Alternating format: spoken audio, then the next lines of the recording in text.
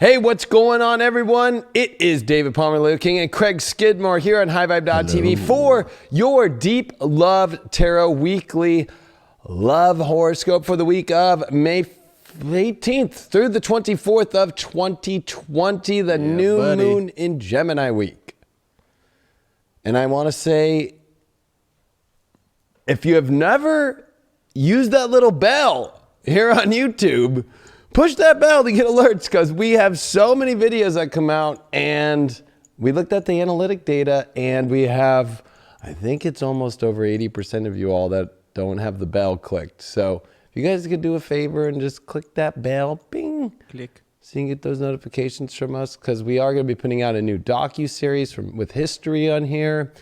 I'm going to be doing some random videos now about astrology and history, and just having more fun on the YouTube side. And of course, if you're already on High Vibe, you already are going to be getting more stuff as well.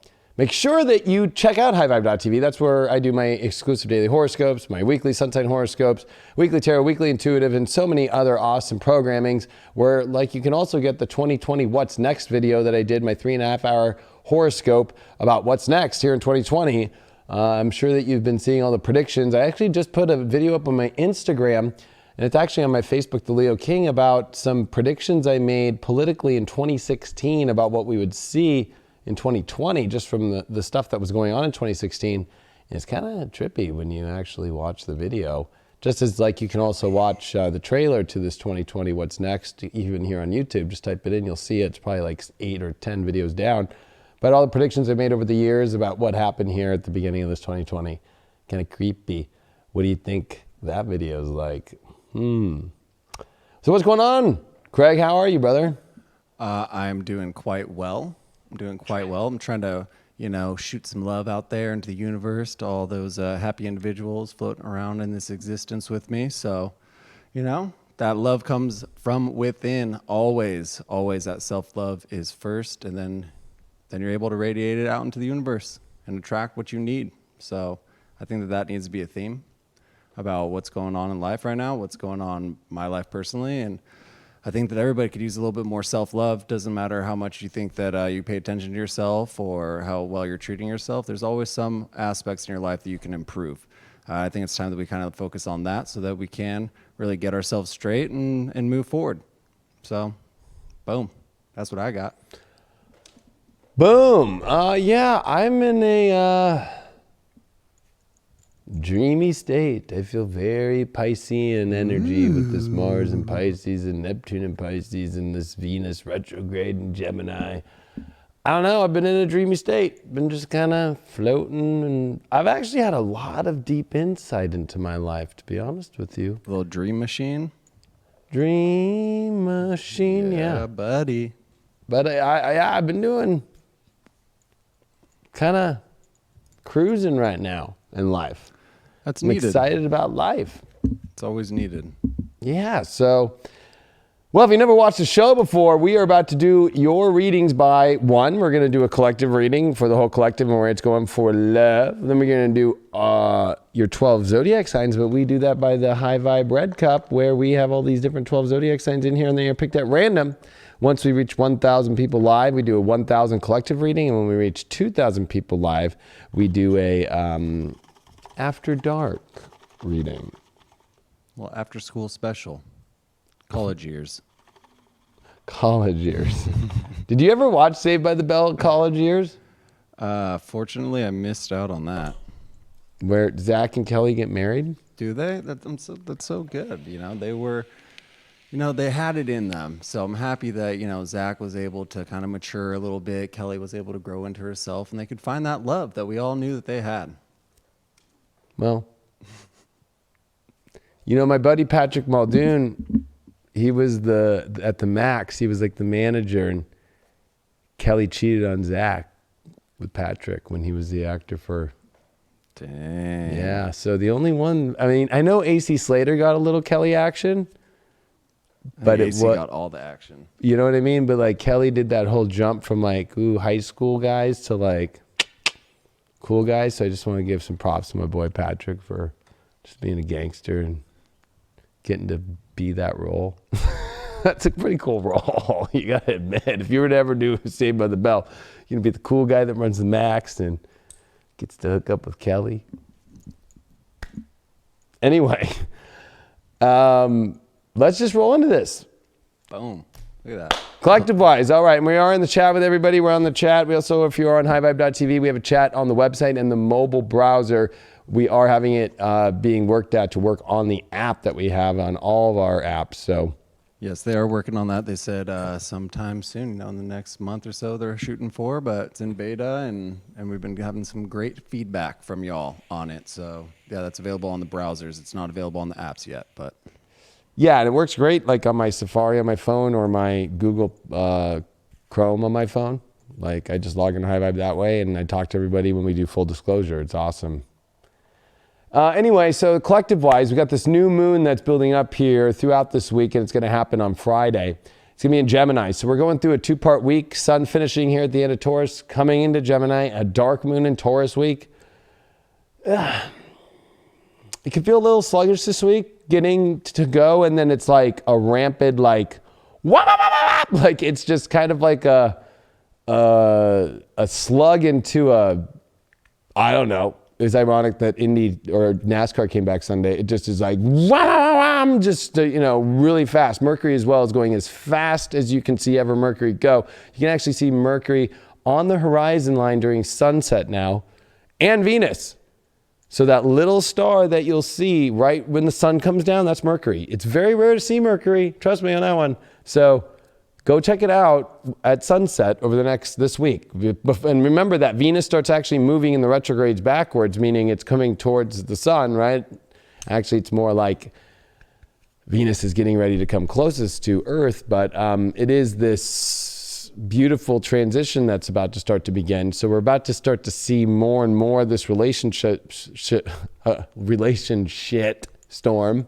I was going to say relationship something, but let's just say that, right? With Neptune squaring Venus all week, with Mercury at its fastest going to come on top of, it's going to come on top of Venus. So, and with Neptune square, this is definitely magic or weird energy or, this is like, we see massive breakups during this time. I just will be honest with you.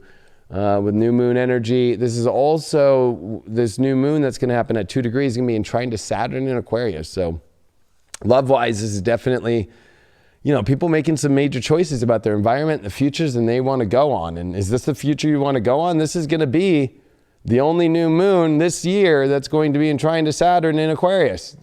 So you better do it. The next new moon's a solar eclipse in Cancer, and guess what? What? That'll be Saturn getting ready to come back into Capricorn.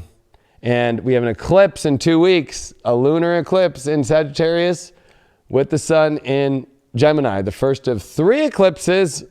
It's very rare. We don't, like last decade, I think it was 2 years we had 3 eclipses at one, eclipse moment of a 6-month cycle. So we have a 3 eclipse energy coming. And if you thought this year was already intense,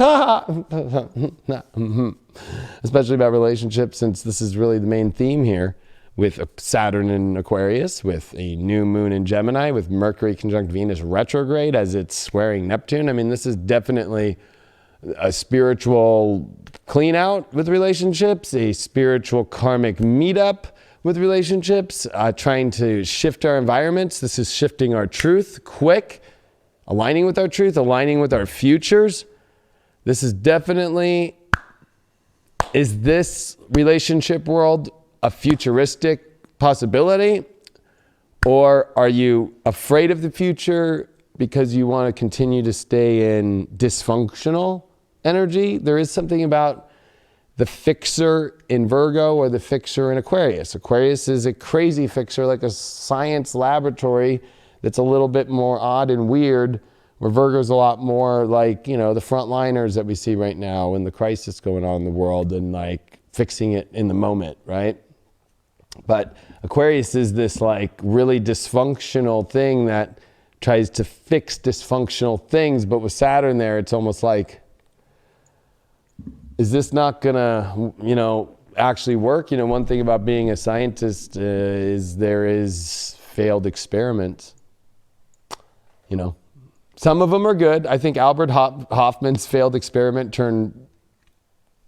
Actually, you know what? I read some really interesting info, Craig, about Albert Hoffman and how... I don't know if that thing was actually an accident. It almost looks like from some of the data, because he was German, and it was in, I think it was 1930. I'd have to get my exact date right. But it looks like possibly on purpose that was made, the L of the S of the D. But 1938 in Basel, Switzerland. And that's while looking for a blood stimulant. However, its hallucinogenic effects were unknown until 1943, when Hoffman accidentally consumed some LSD and was later found at an oral dose as little as 25 micrograms. There's some weird stuff that came out that I've been reading about his connection with Mr. Adolf. Yeah, that would make sense. And then that is what they used in the CIA after Operation Paperclip. Have a fun time using that stuff on people to figure out their shifting of consciousness and messing with brainwaves and stuff like that. So Google Operation Midnight Climax. Give that a Google.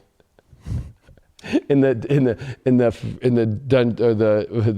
what is it you call the dungeon of the Zen Den, the Zen Den, or the Dungeon of Dreams is coming to an end, though. That's right. Craig has officially chosen to move. I am moving. Craig has now joined the ranks of people moving. Leaving Los Angeles. How do you feel about that, by the way? You know, I really enjoy where I live, but it just makes sense. It makes sense to be closer to the office. It makes sense to get out of Los Angeles, back to my roots in Orange County. So I'm excited. Yeah. Back to Huntington Beach. That's where we first started hanging out, yo. You know, it's really weird, right? How things come back kind of full circle. Like, life's funny like that. And you know what? Let's just say that with the collective reading. This week, things come full circle, right? Like, the new moon in Gemini, it was a solar eclipse in Gemini 8 years ago, okay? On May 20th and 21st of 2012 with this Venus retrograde. But there's a new moon without an eclipse. 2, the first full circle energies now that the nodes are on the other direction. So, you know, there's a lot of this full circle energy coming this week that I think we've been very confused in what it's going to be about. And I think that the main thing is that with the dark moon in Taurus, now it's an exalted moon. But with Uranus being in Taurus, there is something that we have to purge when it comes to, are we really going to the stairway to heaven in our life, in our love lives, in our relationships, the people that we choose? Are we stepping our game up, or are we going backwards? And a dark moon there can try and hold on to backwards as like a hoarder, like no, I can't let that go. I don't want to move anywhere forward, but you know, that's not going to do good. I'm just going to say it. It will not do good. So nope. We got to really, you know, this week just be like, what's the best possible? This is the end of Taurus too. So you gotta, you know the highest quality of the kind of love that you want in your life. And you don't want to full circle back to the same wagons that maybe don't make sense, that don't continue to move forward in your life, that keep you stuck. You know, this is definitely going to be a week where there's going to be a lot of, with Mercury on top of Venus and square over to Neptune, and we got Mars and Pisces, right? That's coming more and more intense, and it's going to sextile Uranus by this weekend.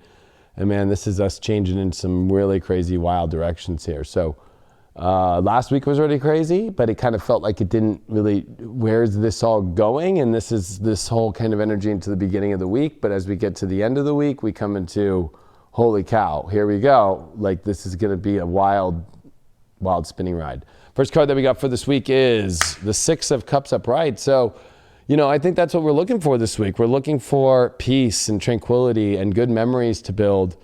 And a place, you know, in partnerships and in love relationships that really feel like it's in its own safe container. It's in its own beautiful dimension. It's in its own, you know, emotional connection. There's also a sense of, you know, whether that's feeling like, you know, ultimate friends to, of course, this card can also represent kind of like feeling like family.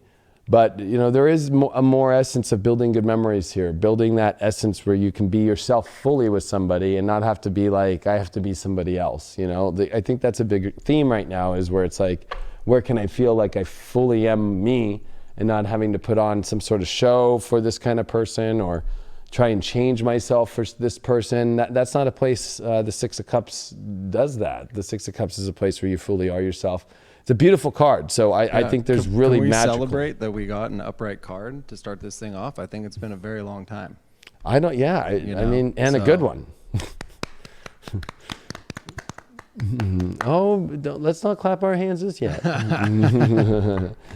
We did get Mercury as the card, as our challenge card. So this is definitely communications. And I think that with that truth, right? Can you really be yourself, or are you just saying things to say things, or is communication not really there? I would say that this is like false communication. That means that you're in a false sense of self. So it's like it's okay to be real. It's okay to be truthful. It's okay to be, who you really are, and be able to, you're only going to be in a place that feels like where you're not tripping out or freaking out when you're around energy that makes sense, because it's showing up the same way that you are, and it makes you feel like you can communicate. This also has to deal with our environment, right? Mercury, we are in a North Node energy in Gemini. We're in a Mercury Gemini. We're in a Venus Gemini retrograde. We're in a Sun and Moon Gemini, new moon. There's a lot. And it's in a little bit of a square to Mars here. So, there has to be this understanding that our environment must, be cleaned out in the right direction, and, one that's a really positive and beautiful one. But if we are in an inauthentic mind, which is really how we communicate and what we put out there to the world, and the messages that we send out to the world or to others, I mean, it's just not going to work out. This is going to be, I think, a lot of complicated ways to communicate your truth this week. The overall we got is the fire card. So it's passion. It is lit up. It is bringing that intense heat to the relationships. And if the relationship isn't stimulating and it doesn't have that hard heat, there's something to say like you're not going to be able to build those beautiful memories, build that beautiful tranquil place. There's something to say that this tranquil place isn't that normal, like tranquil, like just this boring tranquil. This is an exciting and passionate tranquil place. You know what I mean? Like, I don't know, Adam and Eve were probably having a good time after they ate that apple. You know what I mean? Like, so it's going to be interesting to see. This is looking kind of funky, but a good way, I think. Let's see why that we pulled the Mercury card. We got the Three of Swords upright. Wow. There's definitely going to be a lot of breakups this week, even if it's just dating people or telling people no. Wow, we got the breakup, heartbreak card over that Mercury, the mind. Oh my gosh, this means that there's a lot of communication that is not being said, and when it's finally said, it is, because I think that the three daggers here are in the heart of the truth of where things don't really see fit. So I'm just going to be honest. I think that people see other futures. They see a more happier, fiery place. And this is going to be dealing in all sectors, single, relationship. There's going to be, or people are going to bring their truth in how you deal with that, maybe to build a better memory and build more passion. I don't want to say that everybody's going to go through a breakup, but I would say that a good majority of the collective is going to feel a lot of breakup energy around. And, but it also, I think, opens up the doors to a lot of very intense, fast energy coming in. Let's see what I got for that Six of Cups, the Lover. I can't make that shit up. I knew it. Can't make that up. There's like a divine love out there that people feel, and you can't deny it. There's some sort of like guidance here to this. I don't know why I keep getting a heaven. It's like a heavenly feeling. Now I know that people are going to say, well, Neptune square Venus. And all I've been seeing is all the astrologers put all this negative stuff. And I'm the one who's usually the one that's always the negative one, right? That's what I get in my comments. But I'm the one who's saying I think it's just subconscious stuff. And I think that it's a lot of just past issues that, are trying to look at the reality of the facts that, like, are you still living in the delusion of the past? And are you ready to step into a much more, like let go to where heaven really is, to an environment that is the life that you want with relationships. For that fire card, we got the death card in reverse. So interesting to see that, I don't think that if there is breakup energy, if there is something that goes away, that it's not like you're completely dead. You're giving yourself life. I think that there's a lot to say that, by continuing to hold off as well on the passion and the fire that you want in your life, that you're actually keeping alive a non-passionate place and a non-fiery and happy place, and you're putting a happy place to its death. So we all have that choice, right? Like, are you going to keep alive a somber, fake? I get a lot of fake energy when I see a challenge Mercury and a 3 of Swords.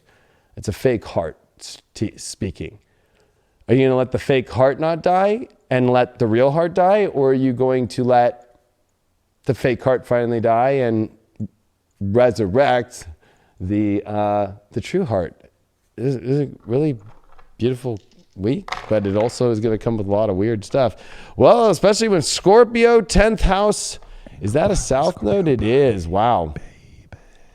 So, it's not about holding to positions or worrying about public understanding of things, or, staying addicted to energies that, feel like has some sort of integrity role. This is with a north node that would be opposite of this, and the 4th house is Taurus. Like, this is about cultivating the most best feeling of our life. I mean, and learning to put an end to this feeling of responsibility about being of integrity to things that we don't even want to be part of our plans anymore or be part of our life. And I think that can be a little bit heartbreaking for you to say it, or for you to even be dealt that hand. But on the other side of that is the ultimate greatness. Right. It's like we almost have to learn how to kind of tame the desires and tame the energy that's going around, because there is a discussion that needs to be made. There is kind of like a tear down, like rebuild type of situation, and whether that's going to be with an individual that you're already with, or you're going to need to decide if you are going to let that fade away and let a new love come into your life, because there is that option, like David was saying. But it's all about harnessing that energy and where you're actually going to apply that fire and that flame going forward. Is it going to be with someone new, or are you going to stay and apply it to someone that's in your life already?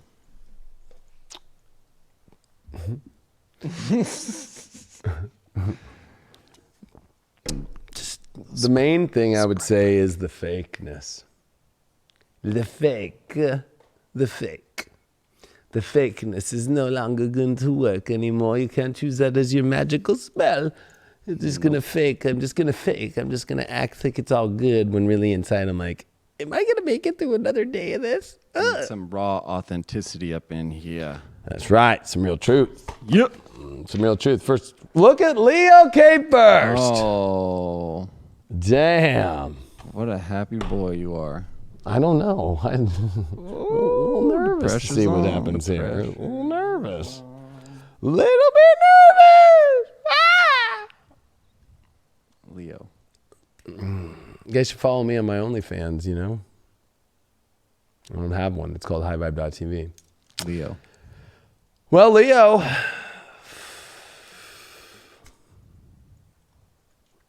lot of people in the world. New moon in Gemini, Venus retrograde, Mercury in Gemini. Wow. This is the 11th house. This is the world. These are the wishes. These are things that you've been building. This could be even, but this is like trying to align with people in your life that not only for love, but feel like friends, feel like they're exciting. This is where Leos are not going to deal with dull. They're going to only want excitement, because this is the 11th house. This is about connection. And this is also about people who are cool. So I'm just gonna be honest with you. Anybody who's like not cool or isn't really, like understanding, right, of like, how to stay positive and how to have a great time and like easy going in the sense of just like, fuck it, staying stimulated by having a good time and having a good laugh and having, this is like, I think Leo's finally having a moment here with this new moon trine Saturn in the 7th house of like, wow, can Leos finally get some sort of solid relationship with people going? Maybe. I'm down for that. It's just, there's still that 8th house Neptune and Mars it's got to be some really intense stuff. So, if it's not intense, they're still going to feel like a block. Like it's got to reach this And it's hard because when you have Neptune as or Pisces, and Neptune is in the 8th house, but when Pisces is the 8th house ruler for Leos, with Neptune here and Mars here, people don't realize that Leo risings, Leo suns, Leo moons, their connection is to God through the passionate realms. I know that might sound crazy, but... Through the passionate realms? Yes. I like that. It is true. It's true. It's true. It's true. But without that connection or that passion or that feeling that somebody wants you, right? Like that's not gonna, if somebody's kind of like not really willing to pour out fully how bad they want you as much as you're ready to pull out to them, then that's the only issue I would say this week that Leo's got to deal with. But there's a lot of people, there's a lot of situations. It's like, but it's almost like Leos are kind of doing this right now through all the crowd is like, and just like kind of laser focused on, is this it? Like, is this that? Is this going to be depth? If you're in a relationship, Leo, it's kind of like, you're kind of like, whoa, looking around at a lot of different options. But at the same time, you're like, is my lover like fully there? Are they fully committed? Are they also with the Sun in Taurus, right? Finishing and Uranus in Taurus, like, are they working or are you taking care of everything? Is everybody in? Is everybody in? The ceremony is about to begin. First card that we got for Leos this week is the 7 of Pentacles in reverse. So I feel like for Leos, it feels like you've been doing a lot of work and it feels like you haven't really gotten any reward back. So it's like almost like, gosh, is there ever going to be a reward? I would say that, what? This is where you pull out of situations where you put a lot of work in and no reward has fully come. It also means that, maybe if there's something new and everything, you're going to have to learn to put a little bit of that work in, put a little bit more extra energy in. But, I would say that this is more about, stop tending the people, the situations, the love situations that just are not going to develop. And you already know that they won't, and only to the ones that want to fully put in the work that you're willing to put in the work. Because Leos have to be a little bit, pulled into that, right? Like you're not going to get a king or a queen that's going to just go out and do their own garden unless they feel like they have an extreme passion for that garden. So, there's something to say about feeling like somebody in your life, whether it's your partner or somebody new or somebody you're dating, is like really like, I want to do this work with you. I want to go with you, Leo, and just like, let's do it. So, but that card, can feel like, you've done a lot, or you're always doing the work for other people. You're always doing the work for your partner and you're never getting anything back. Like there's always a feeling with the 7 of Pentacles reversed. Like it's like doing all this work and I feel it's like kind of feeling like a slave. Not going to be honest. I'm going to be honest. That challenge card is the Taurus card of, not getting what you want or not having what you really want with love. So there is something to say that it's like, could be a self-worth issue, or it could be deep, especially Taurus rules the 10th house. It just feels like, a lot of this with the 7 of Pentacles, like a lot of work and no return. A lot of, it's like, gosh, I do all this work and not getting anything. We're going to get deeper and find out what that is. That challenge card we got is the stormy card, the overall. So it's like, it feels like stormy times overall, but there's something to say that it's like this storm that you've been in, and probably this storm just feels like you've been putting in a lot of work. You've been putting in a lot of, your resources, but it's almost trying to teach you, I think, that you want a little bit of drama. You want a little bit of edge. You don't want something super chill and easy. You want a little bit of that edge and that passion. That's what you really want. I mean, so, and you want to feel like that you definitely conquered it, right? Like conquering a storm at sea is definitely that kind of like Leo thing, right? Of pride and, like, yes, like it was intense and it was worth it. Cause Leos won't do anything unless it's got a little bit of a drama to it that's positive and extreme and edgy, but also could feel like at any minute could go off the cliff. And that Taurus card, we got the 4 of Wands. Well, that's a good card. That's the marriage card. That is the celebration card. So it looks like actually the way to get through this challenge is there's a celebration this week. I think that it's been a lot of hard work that you're finally going to see some sort of return on. Although it's going to feel like it's a little all over the place, but I think it's going to be really good. The reason why that 7 of Pentacles is coming up is the Ace of Cups. Yeah, you've been putting a lot of work, and finally the reset's coming for you to feel emotionally satisfied. So that's good news. Whew. Yeah, let me tell you. Huh. Hey. Oh, that stormy card came up, and the storm is coming from the Knight of Pentacles in reverse. So it just is like, you know what? Don't try and stall the craziness of the storm or the intensity. You know, this is definitely where I feel that this is a time for you, Leo, to realize, like, yes, it's been a long journey. And just because it's stormy, don't bail out on the long journey. Don't bail out on the ultimate worth that you keep going to conquer. It's when it gets a little bit stormy inside of yourself or in the external situation is when it finally all happens for Leos. Like, you don't become king or queen by just like, good morning, sir. You are now prince and we are now king. Like, no king or prince turning into king or, you know, princess turning into queen wants that, right? It's more like, oh my gosh, sir, yes? So all this stuff's going on right now, and it's crazy, and all the people are talking on the royal court, and oh my God, like, you know, like, yeah, you know what? Like, I'll let you know in a couple weeks, like, or in a day here, like, you might be the king. I'll let you know. Let me go get ready. You know, there's that whole like Leo, like, oh yeah. Like, and then there's the chitter chatter of all this Gemini in the 11th house. Like, did you hear that I'm going to fucking be king probably? Fuck yeah. Fuck yeah. A new king on the court. Hear. That's right. Like, but there's Leos need that, like, you know, did you hear that I'm probably going to be king? Can you get me like the local pages and see if they can put out a little pamphlet that they've been hearing gossip and chatter that Leo King's going to be king this week. Yeah. So there's that you have to kind of look at things like you want to be proud of your partner. You want to be proud of the situation. Like, you don't want to. I look at look at J-Lo and A-Rod, right? Like, they're two Leos together, and it's like they like use the press for their careers that have ended pretty much, and their love story, right? So. Looks pretty good, Leo. Pisces, 12th house, Pluto. Whoa, this is definitely some past life intense karma going away, and it definitely feels like you are shedding out. You're pulling out of a lot of situations, and also a lot coming in from the divine. So this is going to be quite the veil that is gone and exploded. This is also the patterns that you have been facing in relationships coming to a complete end and a transformation and rebirth. So, wow. But you know what? If it's not an intense, magical story, don't do it.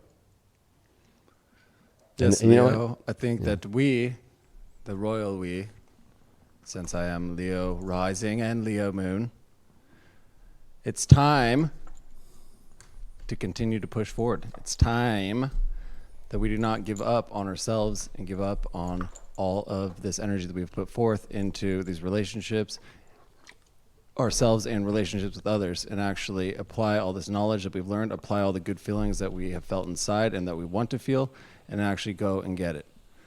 We need to know our worth because we are the Leos, and go and get it. We have to go get it. We have to go get it. But part of it, I think, with this Pluto, Not Neptune, chasing, though. 12th house, No chasing. also with all this 8th house, Mars, Neptune, is it just is going to kind of just show up? Yeah, you just got to be ready to The seize same way that the I said day. that message is like one day you wake up and it's like, excuse me, sir, ma'am, you might be king and or queen. Oh! Why don't you tell me all the gossip going on, what's going on? Like, you know, like if there's no gossip, like, you're king or queen, it's like, it's a failed succession to the throne, you know? Like, it's gotta be that, get everybody in the news and you want the build-up, right? No Leo wants to like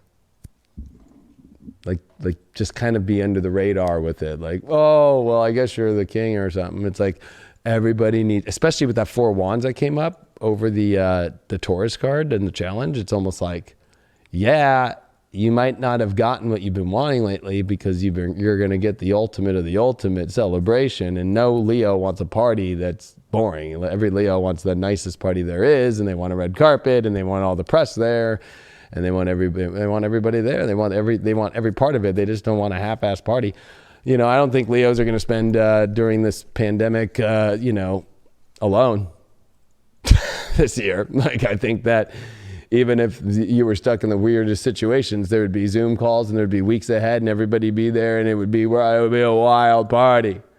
So, interesting times for Leos. Let's see who's next.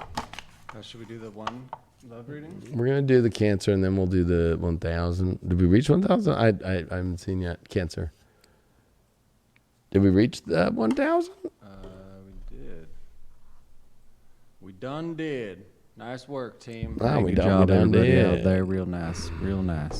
The Cancerians. Crab people. Well, if you're a Cancer, you should definitely watch my high vibe horoscope. I cover a lot. It's 12th house city. So Cancers, I'm going to be honest with you all,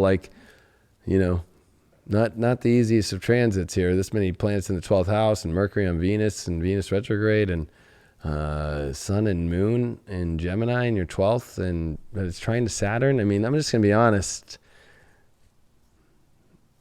Are you satisfied? Like, deeply? I know I've been saying it a lot, but I'm just going to say it that quick. This new moon is going to be like, are you in a fanatical situation where you're not getting anything, but you're like still trying to stay? It's like addicted to a scenario of a dream that's not a dream. There's kind of a reality check coming of depth, of power, of truth, of connection, feeling like, is there a stale, not electrified connection with who you're dating or partnerships? And you've got to work that one out, Cancer, and you got to work that out through your spirituality, and you got to listen to your truth. I like I told Cancers this week on High Vibe, like, I'm a double Leo, right? Late Leo rising, early Leo sun. Guess what? I went through that motherfucker for the last 36 months. North node in the 12th house. Fucking sucks. But it brought me a huge clearing. It brought me to where today I am like, holy shit, look at my life. It's great. I'm having a great fucking life because it got off all the bullshit. But Cancers are going head first into this week. First card that we got is the Four of Wands upright. So it's definitely, about a celebration to be found, or is it a celebration? I think that we're going to find out in a lot deeper here, but there's definitely a lot to look at, the kind of unions and this is the marriage card. So, it is one of those things where, is this the ultimate party or not? We're going to find out this week. I mean, the one thing about the 12th house, I will say, I don't want all the Cancers to think that this is just like fuck show. It is the most house of beauty and magic and dreams. So that is extremely still possible. So I want, Cancers to know that, but it's got to be truly on the spiritual aspect of things and not being a denier of the truth in yourself, of what you know and your feelings. But there is something to say that there is this look for this magical celebration or this magical union, or is the union in the magical place? The challenge card that we got is the second house. Could be financial troubles going on, maybe with a partner, or maybe you're having some issues with your self-worth. Maybe your partner is too, or maybe you don't value your partner, or maybe you don't find them attractive anymore, or maybe you don't find yourself attractive. I would say that there could be all or one of those sides going on right now. So it's kind of like, it's creating kind of like not only an abundance issue this week in your relationships, but it's kind of creating like this feeling of like, do I want to own this relationship? Do I really want to own it? Like, is it worthy? The stock market might have come back, but it's really pretty much fake the way that it's a bear market. And, you feel comfortable with that stock that you're owning and certain people you're putting your energy into with love? Or do you feel like it's at any minute going to just, go bankrupt? Wow, your overall is a divine masculine. So there is something to say about taking precedence over whether it's you in your life having to take some sort of, major action of putting yourself into a position to where, you get your needs met, you get your identity met, you become the person that you want. Of course, I was bringing up a lot of the passion energy, and if it's really a passion or passionless energy, divine masculine definitely is the one that goes after things, and it feels like it wants to go after something. And is that energy that you feel inside overall, with not maybe feeling like you want to have, or you're not receiving anything that you have as that great or a celebration? Like, are you ready to take action towards that energy? Or maybe if you're dating a divine masculine, are they not as masculine as you want overall? Or is it the ultimate masculine that you want? Maybe we're going to find out. The challenge or the way to get through the second house is you pulled the 6 of Cups in upright position. So it was funny. That's the card we had got as the first card. So, it's almost like, it's like, again, that element of that peaceful, tranquil place creates great memories. And this Egyptian card is kind of interesting. It's kind of got like Egyptian, major cups, kind of the waterfall energies going down with no water though. It's like a stillness. They're all kind of just sitting there. And they're kind of set up a little bit like at like an event, how you would see, glasses kind of stood up. With that 4 of Wands, there is a lot about whether or not this is really in your love life right now the ultimate memory you thought that you were going to have, the ultimate dream that you thought it was going to be. Is this really the memories that if you were to die today that you would say no regrets and there was nothing else more? That 4 of Wands is coming up because you did pull the 7 of Wands in reversed. So, are you fighting for a losing position over something of a celebration that could be like, you're putting on all this work to fight for something and maybe they're not putting as much in? I got a feeling like somebody's not putting as much in. And I think that Cancer, that could be you and your partner at the same time. I think it could also be just them, or it could just be you, big time. But that 7 of Wands, definitely there is somebody here who's not wanting to fight as hard as you, or they don't show up as much as you, or you're not showing up as much as they are. And that's a lot of things that you got to be honest with this week.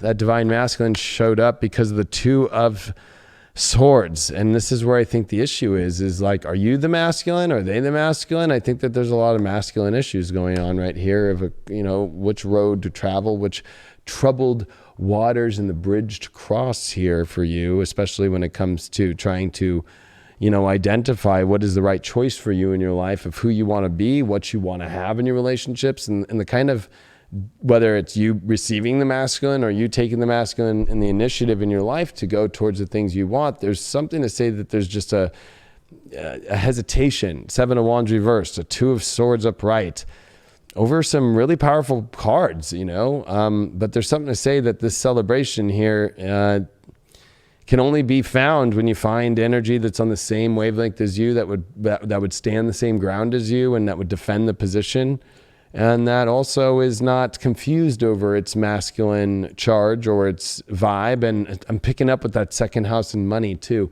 There's something to say, like it could be trouble in paradise for somebody money-wise, or maybe your partner and it's a little unattractive to you and you're having to rely on memories in order to kind of remember who they are. But I think that there's deeper things that go underneath that about, maybe you're projecting also as well, like a true feeling of that maybe you don't feel the same way. And there's a lot about physical attraction with that. 12th house, Sag with Neptune. So, well, yeah, this is about the beliefs coming to an end that are not really truthful, in the sense that the dream is not as hopeful as you thought, and having to clear out, any belief systems and any ideals, or, it's almost like an idolization of a situation that's really kind of the bottom's dropped. And Neptune's revealing, a deep, truth. Remember, Neptune's looks like water and you get close to it and it's toxic fucking gas that will kill you. What's more deceiving than that? Like, ooh, that looks like a great place in my spaceship to go just drop down and get a drink of water. And you get all the way there and you get all the way out there and you're like, oh my God. And then you sit down there and the next thing you know, oh my God, it's toxic gas. Hop in my spaceship, taking a So ride. I don't, I mean, this could be a magical story. I keep saying Cancer's in the magical story is a big deal, but this is going to be a big revealer this week if it really is a magical story or not. Yeah, I'm picking up on like a complacency because I forgot what word you just said, but I was thinking that. But yeah, like complacency, almost like the relationship started off with a lot of hope and like a lot of you was driven off the beginning of it just because it's that new love, it's that new lust, and so you're both energized. But as time has gone by, it's dwindled away a little bit, and you guys have both let each other kind of wash away, whether that is a career or whether that is your physical form. There is something of a complacency where you both kind of allowed each other to slip. And so that's something that you need to actually look at.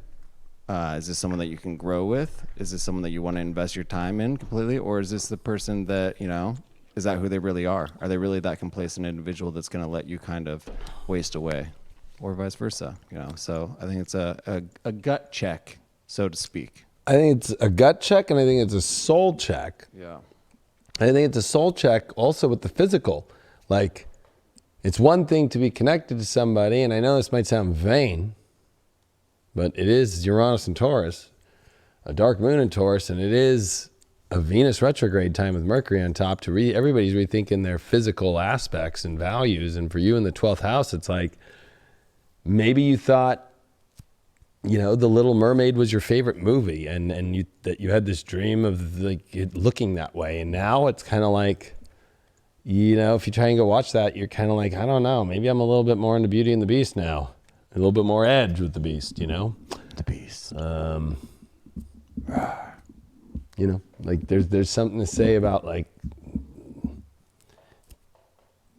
Cancer's the whole 12th house lesson is the mind shifts and you can't get emotional about that. Like that's the whole 12th house lesson is you connect with your soul when you don't get emotional too much. When you actually can be honest with yourself about what you really are seeing and what you really think and what you really see in the environment that needs to change. Because if you don't and you're just attached to something, a Cancer never moves. Like finally a crab has to actually use its mind to go, the water level is not good here. There are other barnacles and starfish that have left and I gotta go or I'm not gonna do well no matter how much my little shell will try to protect me. I gotta move. And there's something to say about that hard aspect for Cancers of doing that. And that's what the 12th house Gemini is for Cancers, Cancer risings, Cancer moons. I think it's time for that 1,000 collective reading now. Boom. Wish we had some sort of cool song for it. 1,000 collective love reading. Woo! Thank you for the tip. I don't know, I'm trying to look at my phone. I don't know what that currency is, but I appreciate it from Jen. Oh, there's SoCal Gal lockdown 100% in India approaching 90 days. Triple fire, Leo, 2 times plus Sag. Double Leo. And well, wishing you the best out there. Heck our yeah. SoCal friend and fellow Leo vibe. And 90 days is a long time. I did 3 months in boot camp, but at least we were pretty busy. You know what I mean? And not gonna lie, I mean, right before I go into this collective reading, like, at least there were guys and girls in boot camp. And one thing about boot camp that people don't know, especially in the Navy, is that there's a flag room. And because I was the RPOC, which is the leader of my division, all 80 people, there's a week that they turn out all the people in boot camp that, like, if you're on the 5th week of boot camp, 6th week of boot camp, you have to do the kitchen duty. Well, if you're like the leader of your division, you get to go to the flag room and you get to go to the ceremony. Like it's like a basketball court area, but it's like for ceremonies where you do the whole flag ceremonies for the graduation and for when you do the marching all the time and all that stuff. But in the flag room is the only place in boot camp that no officer or other, drill instructor is allowed in. So your boy Palmer, the Leo King, ended up in the flag room with one of the chicks. Just for a little bit of kissing, you know what I mean? I needed something in boot camp, so it was the only place that we could go. True story. I've got an announcement to make. What's the announcement? The I-80 Lakeside Campground is for sale. Should we purchase it, close up shop, move to North Platte, Nebraska? Is it really for sale for real? I just got a message. My friend sent it to me because I've got a friend that is actually from North Platte. If you guys don't know, we stayed at this lovely little lakeside campground on our way to Chicago. And it is up for sale, and we're going to retire there. So I think we're just going to close up shop. How much do they want for it? I don't know. I'll have to do some investigating once we're finished. Well, investigate while we do this 1K reading. All right, so this is where you are all out there in the collective going to pick a person into your soul and an aura. You have to be flirting with this person, talking to them, dating them, in a relationship with them. You know what I mean? Like you can't pull the whole stalker weird vibe on this one, okay? Like don't start thinking about somebody you've never talked to, and you can't do it like, well, they retweeted me or something. It's like, no. Like you talking about how you're into each other. Or you're at least beating around the bush about flirting, and you know that they're into it as much as you are and not delusional about it. I'm going to tell you what comes up for this reading. So you only can pick this person, and you can't switch and be like, oh, well, you know what? That applies more to that person. No. That's not how this stuff works. So everybody pick that person and put that person into your vibration now with me. And you got 5, 4, 3, 2, 1. Put their picture up right now on a frame. I want you all to close your eyes with me for one moment. Put that picture of that person so you know for sure. Because I think a lot of people just pick something and then I just roll fast. We're all going to take a moment of breath, and we're going to put that person on a picture. And that picture is going to go up on a wall. And that wall is going to have this beautiful, like old Victorian wallpaper behind it. It's going to have a beautiful fireplace next to it.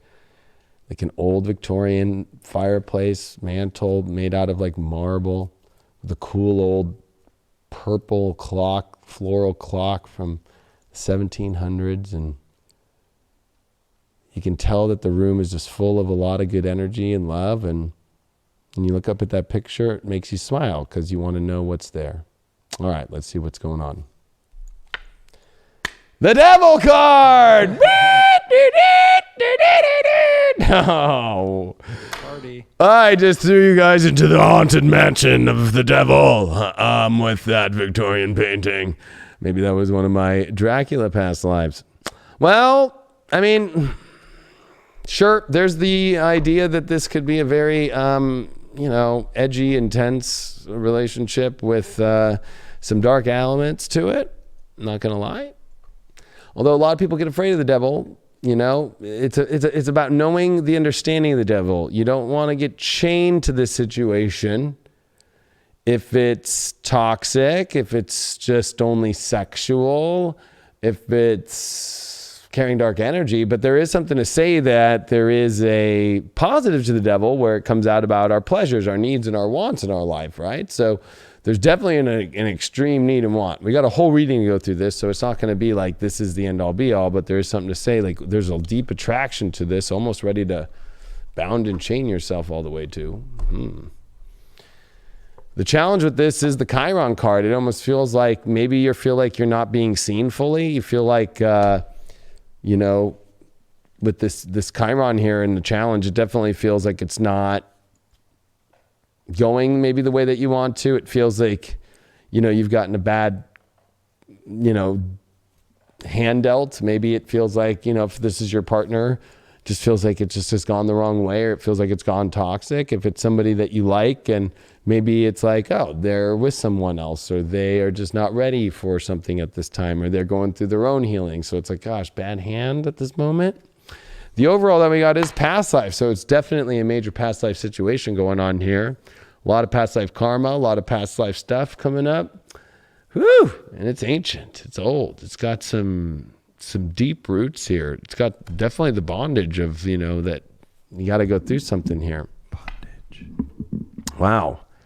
We got the Queen of Pentacles in a reversal here over the Chiron of the healing. So it's like, I think part of the problem is that you feel that this person will give you the everlasting understanding of your abundance of self.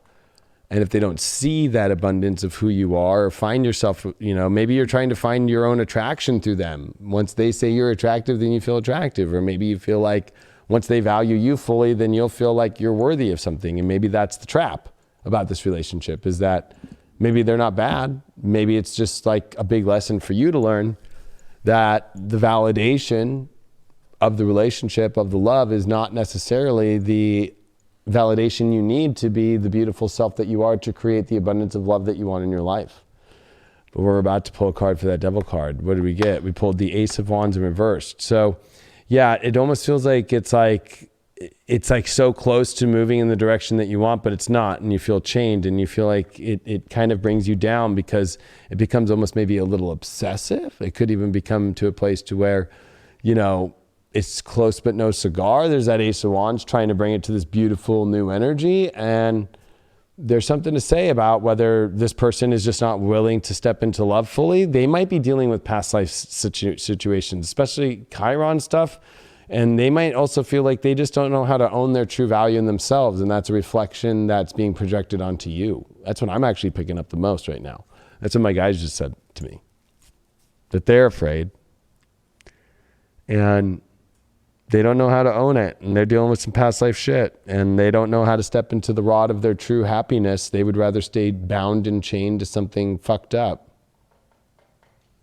Let's see what that past life card. I like this deck. We got the Four of Cups in reverse. Yeah, it's like they don't even want this past life situation, but at the same time, God's given them an exit out, and they're not taking it at all.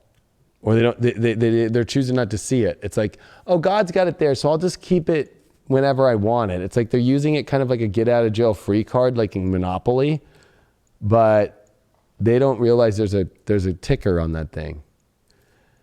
I'm gonna pull one more card, because this is pretty gnarly reading, actually. I think this is the most interesting 1K collective reading I have ever done. And I don't even really feel like Ganesha, to be honest with you. I don't feel like Ganesha is going to be able to pull this one off. Right. Yeah, I mean, with those blockages that we might be dealing with, that individual, with that partner, it's almost time to, with that self-love that we're trying to have for ourselves, it's, do you want to continue to put forth that energy? Do you want to chase that energy? Is it even worth it? Yeah. I think that's something that we really need to kind of look into. It might look nice and shiny on the outside, but when you get deep down into it, is there actually any worth? Is it going to hold its weight in gold? Correct. Well, we'll see what Ganesh has to say. Spiritual practice. So, I think you got to look at their spiritual practice first and see if they spit the game that they say they do spiritually, because it doesn't look like they do. Nope. Doesn't look like they know how to, like they want to be spiritual, but they just don't know how to be it. They're choosing not to. They could, I'm going to be honest with you, have a partner that has spelled them into pulling them constantly away from their spiritual practice. I will pull a last card because we haven't used it. And when was the last time we pulled an Enchanted Spell Oracle card? Enchanted. The medieval magic. Let's see what we pull here. Love. They don't understand the spiritual practice of love fully. That's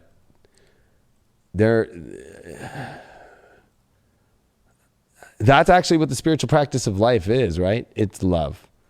And they're not in a place of love, and that you see that love, but like, you know what? I think that they're going to figure that out this week or not, or stay trapped. And I think that by the end of this week, you'll know. The end of this week, it's a past life situation. It is a 4 of Cups. It's like God's already delivered the goods. Maybe they didn't want at first, but in the reversal, the 4 of Cups is almost like feeling like they keep thinking they need to wait for the gift's already there for them to take. They just don't see it at all. Like, it's not that they're not maybe choosing to see it. It's like they keep trying to find a better gift. There's a lot, always with the 4 of Cups, you see that. But that reversal sometimes can get really funky. Like sometimes the person, isn't shrugging their shoulders at God, but is shrugging their shoulders thinking that God hasn't shown up with anything when it has. Wow. Cancer, Uranus, 11th house. So yeah, they are definitely having to break away emotionally, and they're worried about what other people think. They're worried about what other people are doing. They're worried about what other people are going to, how just their feelings and their needs and their wants emotionally, how it affects the other person, how it affects all these other people instead of themselves. So the problem with them is that they don't know how to just live into their own happiness. They just worry about everybody else, and they're trying to be the mother to everybody else. And that's the issue. And so, they wouldn't even spend any time with you until they figure that one out and know how to finally find the love for themselves and the spiritual practice of that love, because they're just worried about all these other people. And they're probably people that honestly, if they did break up with this person and it wasn't, they would be all out of their life anyway. There's that reading.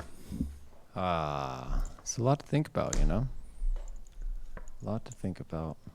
How do we want to spend our time? How are we going to spend our energy? That was weird that I was thinking of that Victorian house with the picture frame too before I went into that reading. It was like, I really wanted people to really sit and know who they were looking at, because I feel that when you're in Gemini, it's like a house of mirrors with faces, and you can swap a face quick. And I just wanted people to really make sure they know who they're dealing with here, or who they're looking at, or which person they're picking out, and so forth.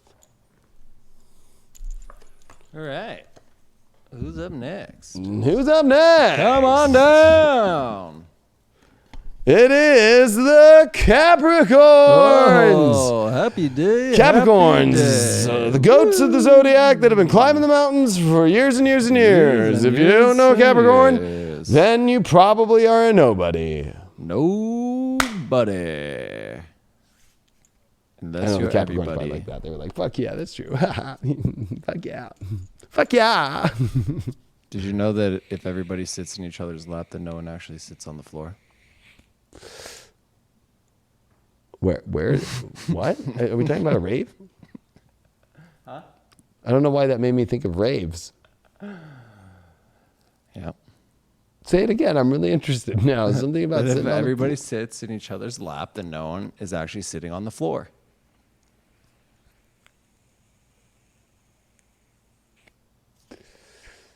Okay.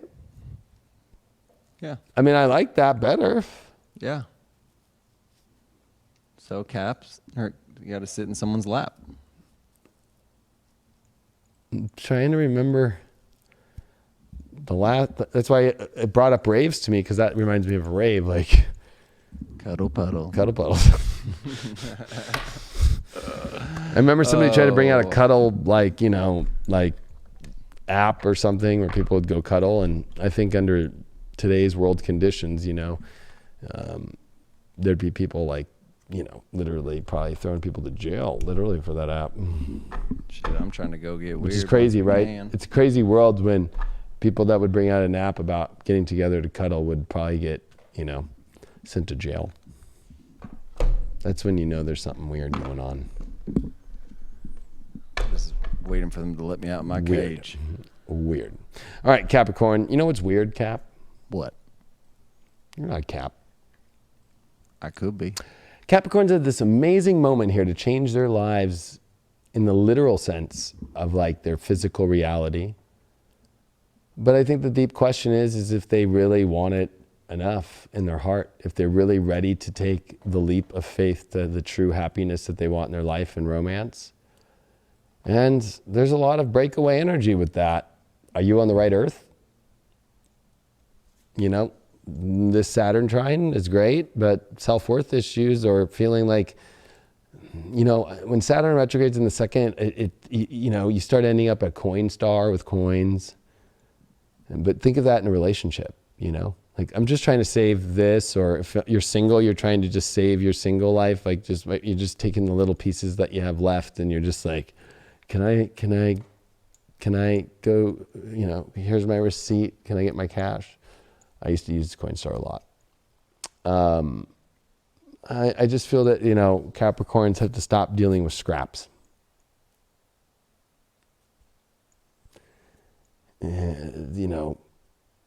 Are you just eating scraps constantly of your single life and not letting people in and not letting situations in? And why aren't you going to the most amazing, fanatical, exciting love of your life? I don't understand it. I don't understand Capricorns right now that are in relationships just being in scraps and their values not being seen, or they're not valuing situations, and then like trying to hold on to the last bit of pennies that are left of this thing. This is the Taurus sun moving into Gemini, and it's a new moon, and it's going to be reality check real quick. Either the reality check of great love or the reality check that, you're kind of dealing with scraps. You have the Four of Pentacles upright, so either you're holding on really tight to something that you don't want to let go of, or there's a desperation and a need for something that you don't have right now in love that you really want, but there could be kind of a fear around that too. There's a fear either way of losing the independence, or a fear of losing something that you value very much. That could be your single life. That could be the partner that you're with, or somebody that you're dating, or they could be, giving you some sense of money or security. Some sugar. There's definitely a lot of personal, values that are attached to this very intensely that are hard to let go of. This is the challenge, the sensing, the water element. It's like you don't want to go with where your intuition's telling you to go. I mean, this is the cleansing energy, the water element, the sensing. It's like your senses are right, but why aren't you following them? It's almost like you're looking too much in the 3D here, Cap. You're not allowing yourself to just let that intuition be what you should be valuing the most. It'll get you what you really want. You pulled the Divine Feminine card, so there's definitely a feeling that either, you can finally receive everything that you really want in your life. That the feminine is the receiving energy, and it holds the space. It's a space holder. You can finally have the space holding of the greatest love that you really want in your life, but you got to follow that weird intuition. You got to follow that weird feeling inside. You got to just go with it. You can't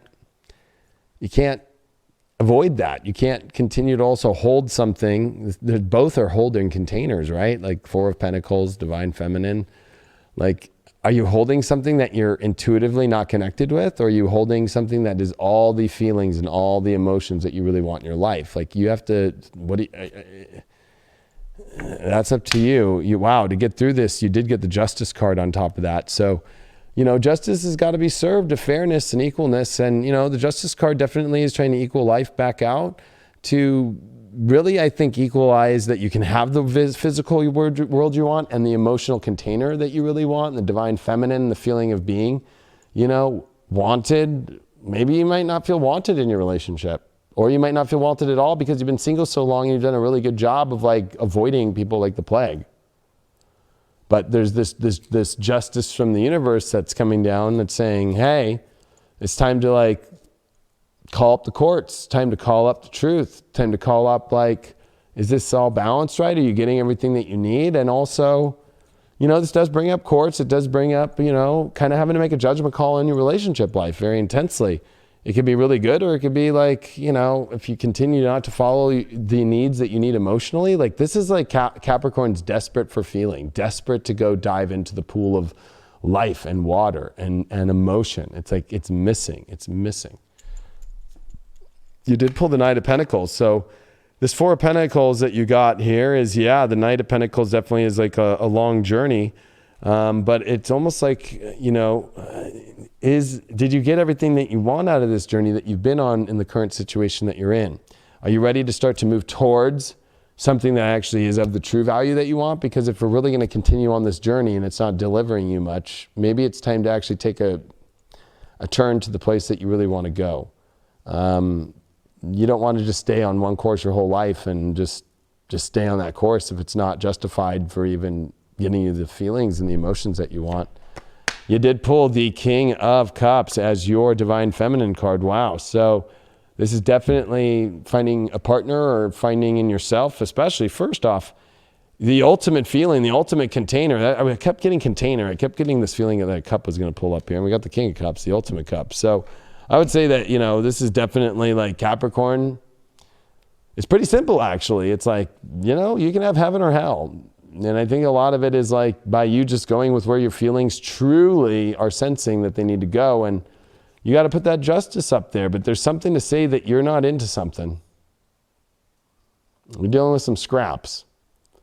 And you have to put your own self in court. And you got to, you got to put yourself into the equalization of the truth. And there's something to say that, it's like you have trouble letting go of something that you don't even emotionally want. And that's for single Capricorns too. Like, you don't want to be alone. It's like, why? It's like you're fighting really hard for something that you don't value anymore, that you continue to do it because you're on the journey of that and you put so much work into it. Interesting to see Mars in this Pisces for them too in the third. Their heads are head tripping.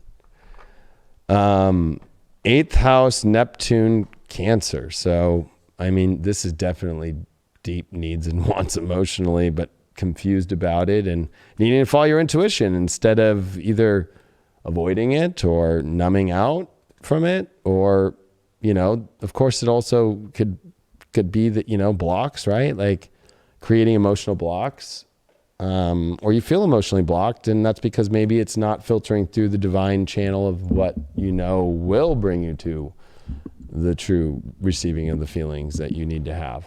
Remember that Cancer is the ruler of your relationship house. So with the 8th house here, there's passion needed. There's dreamy passion needed. There's a glorious kind of spiritual passion and emotion needed. And that's what you need to follow. It might be, there's no question about where you want it to be.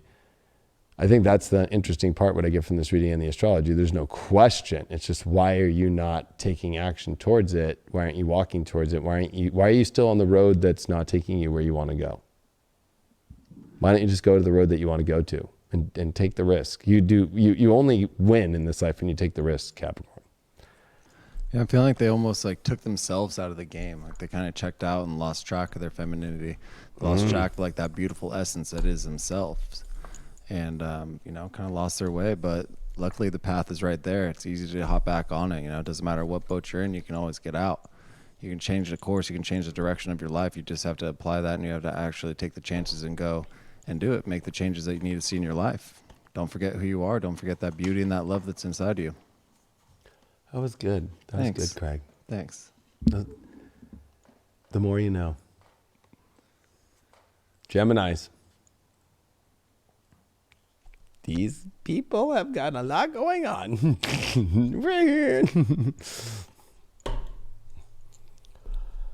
The more you know.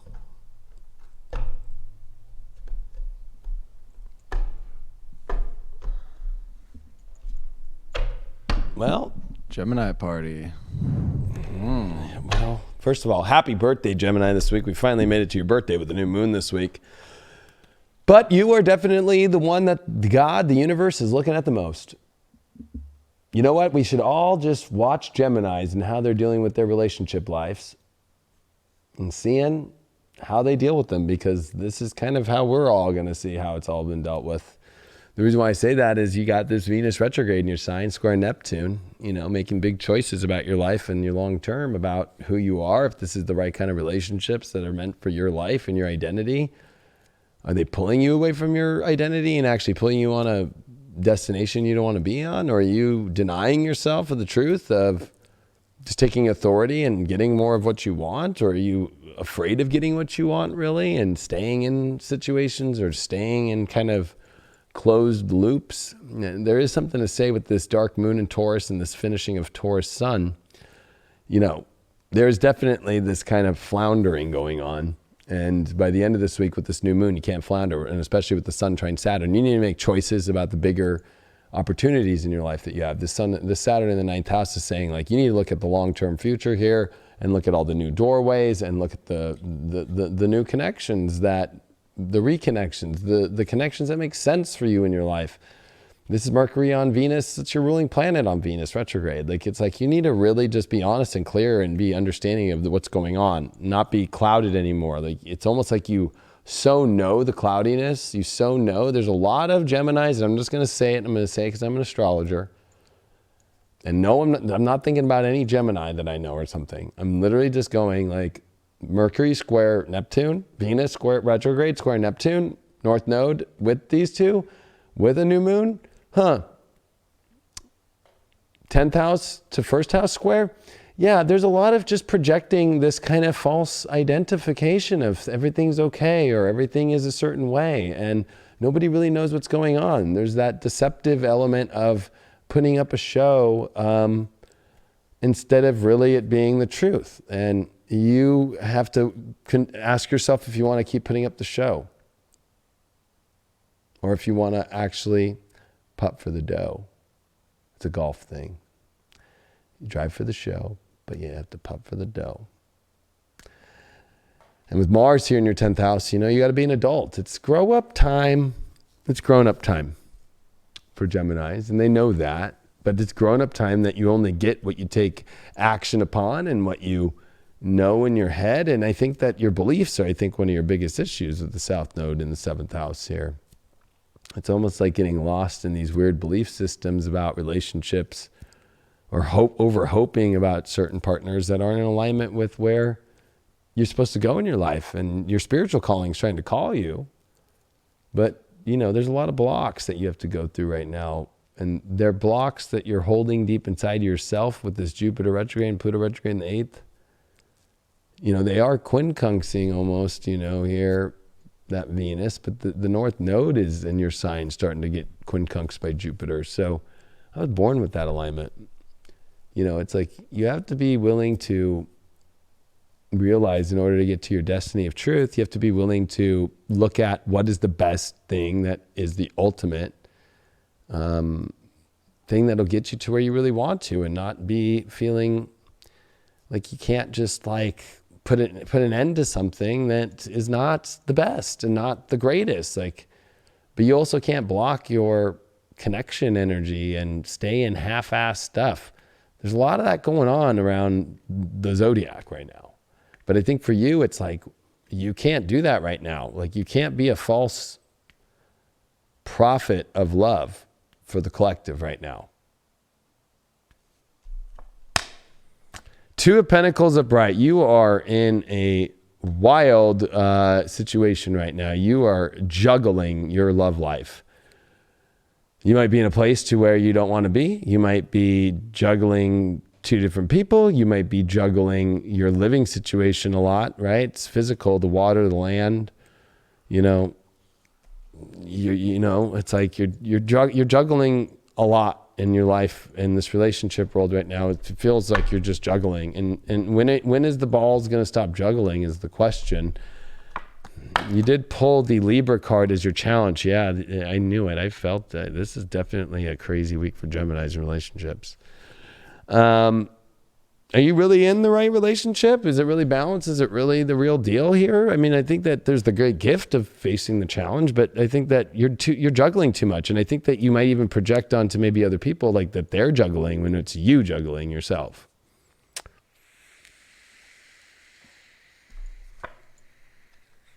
Your overall card is the air card though. So I think that this is about communication. I think that this is a fresh, energy it's an open space. So it's like, I feel this juggling is kind of too far low in the lower quadrant of things. I feel that there's storms here, there's wind, there's like water. It's like, just get back into the higher air energy and the excitement that you want in your life. And I think that whoever you're connecting with or whoever you're talking to or whatever is causing a lot of this right now. So, you got to pay attention to who you're connecting with right now and realize that maybe that juggling is not balanced, right? I mean, people might think that, balancing is about juggling. It's not. Juggling is a totally different act. A jester juggles. And, I think that, you're playing around with some jester energy here. You're not playing around with some real shit. Remember that the jester just gets thrown out when the time's over. Knight of Swords in reverse. So this Libra thing is you not stepping into, it's almost like either A, you think that you could be saved by this relationship and it's not happening, or you thought this relationship would save you, maybe from a past relationship, maybe from, you just wanting to kind of be saved and maybe you didn't let somebody save you. Maybe you thought somebody was going to do all these things and they're not. Knight of Swords comes in to fix a problem and run and save the day. It's Prince Philip and Sleeping Beauty, but it's reversed here. Geminis have to save themselves, and they have to go be Prince Philip themselves and go rush to save their true relationship life. You might have to save a relationship that you might have fucked up. You might have to, but I think that could be a little funny though. Like maybe you have somebody who, isn't the best for you that you're expecting to save you. And I don't think that you should go into any weird savior complexes, or if you're in a place where somebody you think is going to save you or they are saving you, that's fucking not the place to go. Like you need to go to, let's see here. You did pull the King of Wands in reverse with this. You know what? The fact that you're juggling that means that you're not in power of your own happiness. And so nobody's going to give you that power but yourself. And King of Wands always feels like an idiot. It always does when it's reversed, especially in a juggling situation. A King of Wands does not juggle, it's happiness.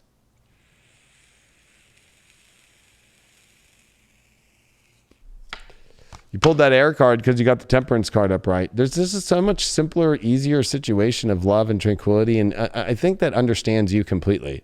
I think that you feel very misunderstood. And I think that there is energy out there that understands you. And I think that the energy that you've been connecting with that you thought was going to save the day doesn't understand you, also doesn't have the goods to even save you. Like they acted like that they could come in and be this great thing. And actually it's caused nothing but more pain and sorrow and hurt than you thought or even expected that it would ever be. You thought what maybe you had before was worse, but like this is like making that look like fucking an easy breezy cover girl story. So, now you're in this like where you're juggling your heart. I would be very cautious of depression or some weird stuff here, because I think that you're not in power of your own heart. You're expecting others, or you're expecting all these things when you got to step into it yourself. And there's people that understand you fully and are willing to talk to you and see you for who you are, but you're not being seen fully. And you got to be careful of that this week about finally not accepting that anymore and not juggling around. Like you got to make a choice. If you're juggling, you got to make a choice, and you got to be empowered in that choice. And definitely not to something where you think it's a savior complex or somebody who doesn't have the goods to even be able to save themselves, or you realize, I always notice, I'm just going to say this because Knight of Swords in reversed is definitely a partner or somebody that you're interested in that can't even save themselves. Like they act like they're really good at what they do, but they suck. They suck. Especially that's your challenge with the Libra card. 4th house, Uranus, woo, in Virgo. Yeah, your whole entire emotional reality is going to go into a crazy loop here. And especially that, the emotions are definitely not getting the systematic functioning. It's like disruptions. It's like blown fuses emotionally. And, these are other parties too that are, or the other party, their life might not fit with your emotional world at all, or might not even fit, or this could even be just over a home situation, like not wanting to live with you or wanting to disconnect. And that's a sign. Or maybe you're having freak out about how you're going to live in life and your home situation. And you know what? You got to learn to connect instead of disconnect. And I think that maybe you're connecting to things or people that are safe places that are not the reality that you want. And you're afraid to emotionally connect and be in the reality of the relationships and the people that really are.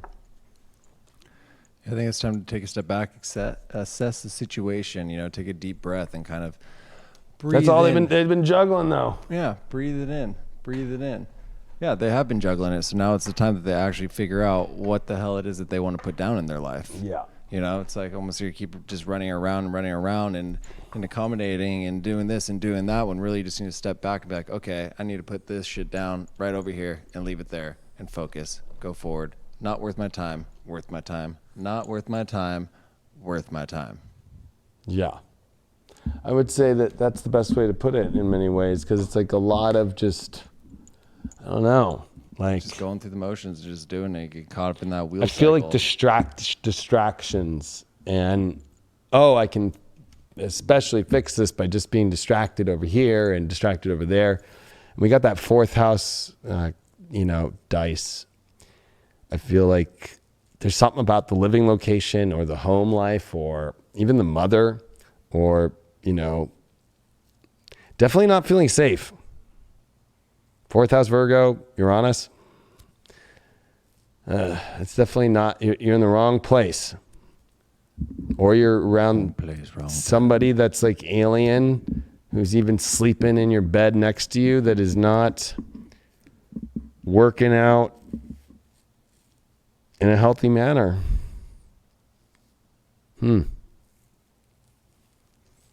It's like you're ready for like a complete disruption emotionally, because you need to break free of the repetitiveness of a very boring place in your life right now.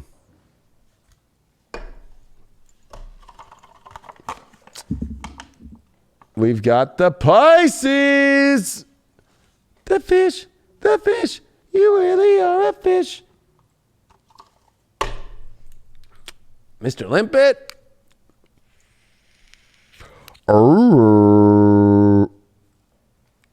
Gosh, it's so sad because I'm Generation Y.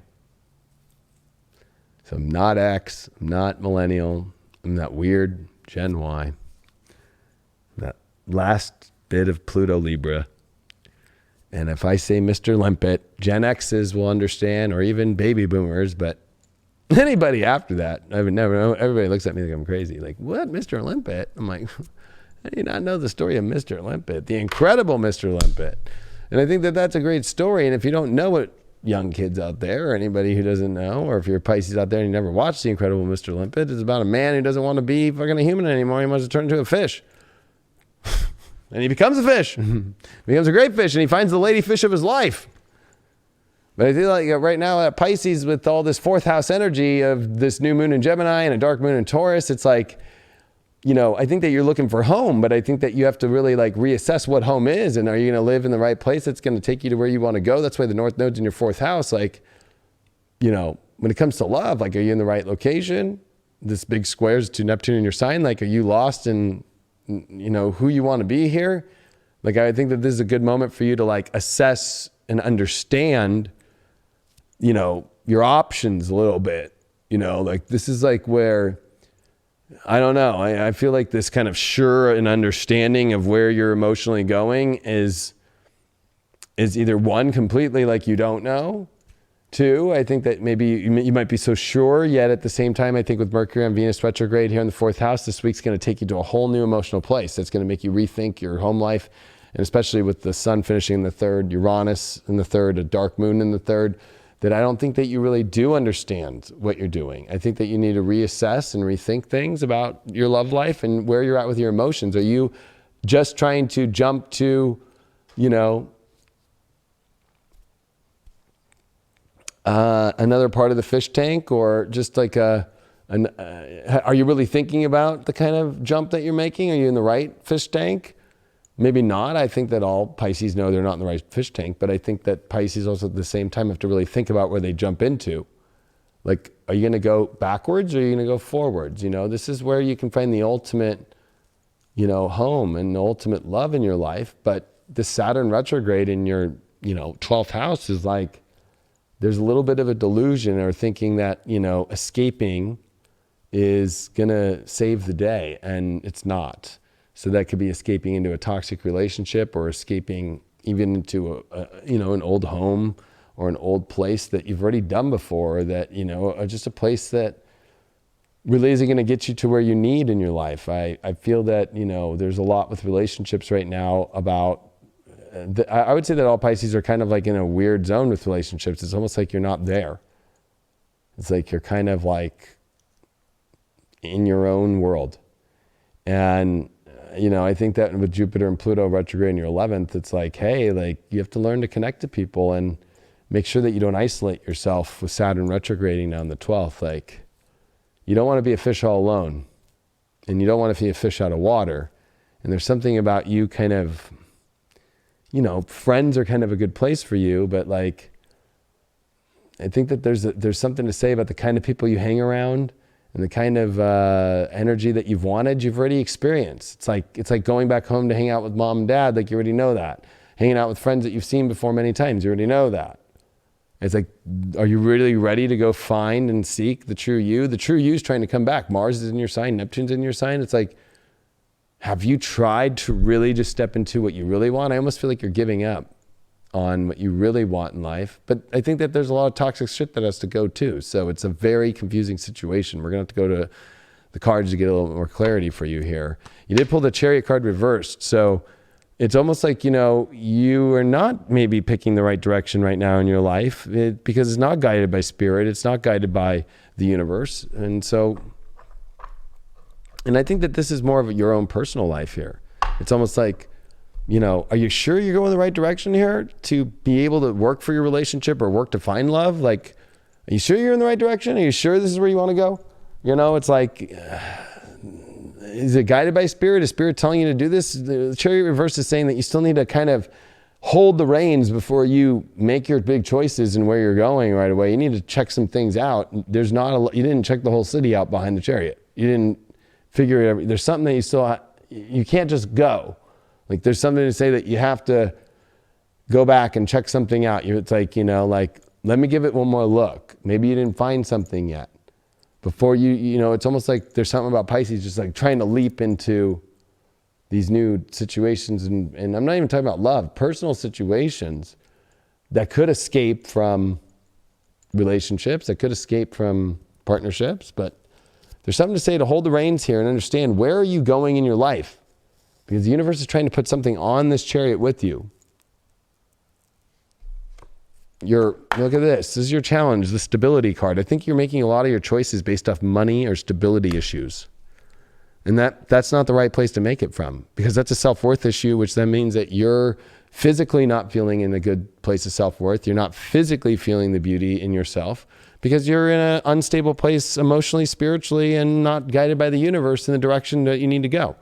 There's a lot of this, I need to have stable energy within this relationship, or I need to have stable energy in my life in order to have a relationship. And it's like, well, what if that relationship could offer you that? Or what if, I think there's a lot of things that you're not looking at here. It's like, it's almost like desperation mode, which, can either block great energy or could go into some really desperate situations of not valuable ones.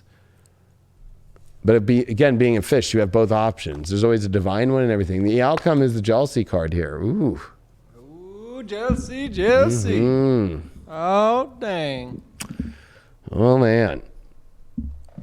I think the end of this, I think that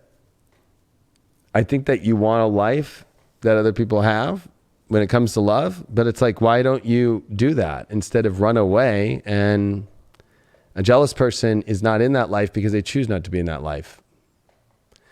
Like if you're jealous of somebody on TV, like go be on TV. Like it's pretty simple. If you're jealous of somebody who has if one of your girlfriends or one of your buddies is like married and they got a hot partner, like don't be jealous, go do it yourself. Like, you know what I mean? Like there's some really weird aspects here. This could also be like you dealing with jealous partners that are trying to, don't go back to that. Don't go back into a jealous partnership situation that doesn't own your value. I already knew this was a weird reading. And you got the Nine of Pentacles in reversed. So, yeah, this is the most self-worth issue challenge, I would say, about your physical attraction of yourself and how that's affecting your partnerships and your fears and your avoiding of love. You're avoiding your partner. You're avoiding this. And it's like you're trying to backtrack. You're trying to escape and think that some place that you can go hide. And guess what? It's an inner, it's not even like that you're a jealous person, but I think that it's almost like it creates kind of this feeling that you're too focused on things that nobody's looking at except yourself, right? Jealousy is when it's like, that's your own issue. You know what I mean? Like you're dealing with, or a partner that has an issue. I mean, but I don't know. I got a feeling with this Chariot reverse, it's saying like you need to take a second here before you start leaping into these new scenarios of just your overall life. Because I got a feeling with this is too personal life issue. There's all these planets in the 4th house. It has nothing to do with relationships and all that stuff. It's the container for everything. It's like your container for everything is really fucked up. And that's because of your self-worth issues.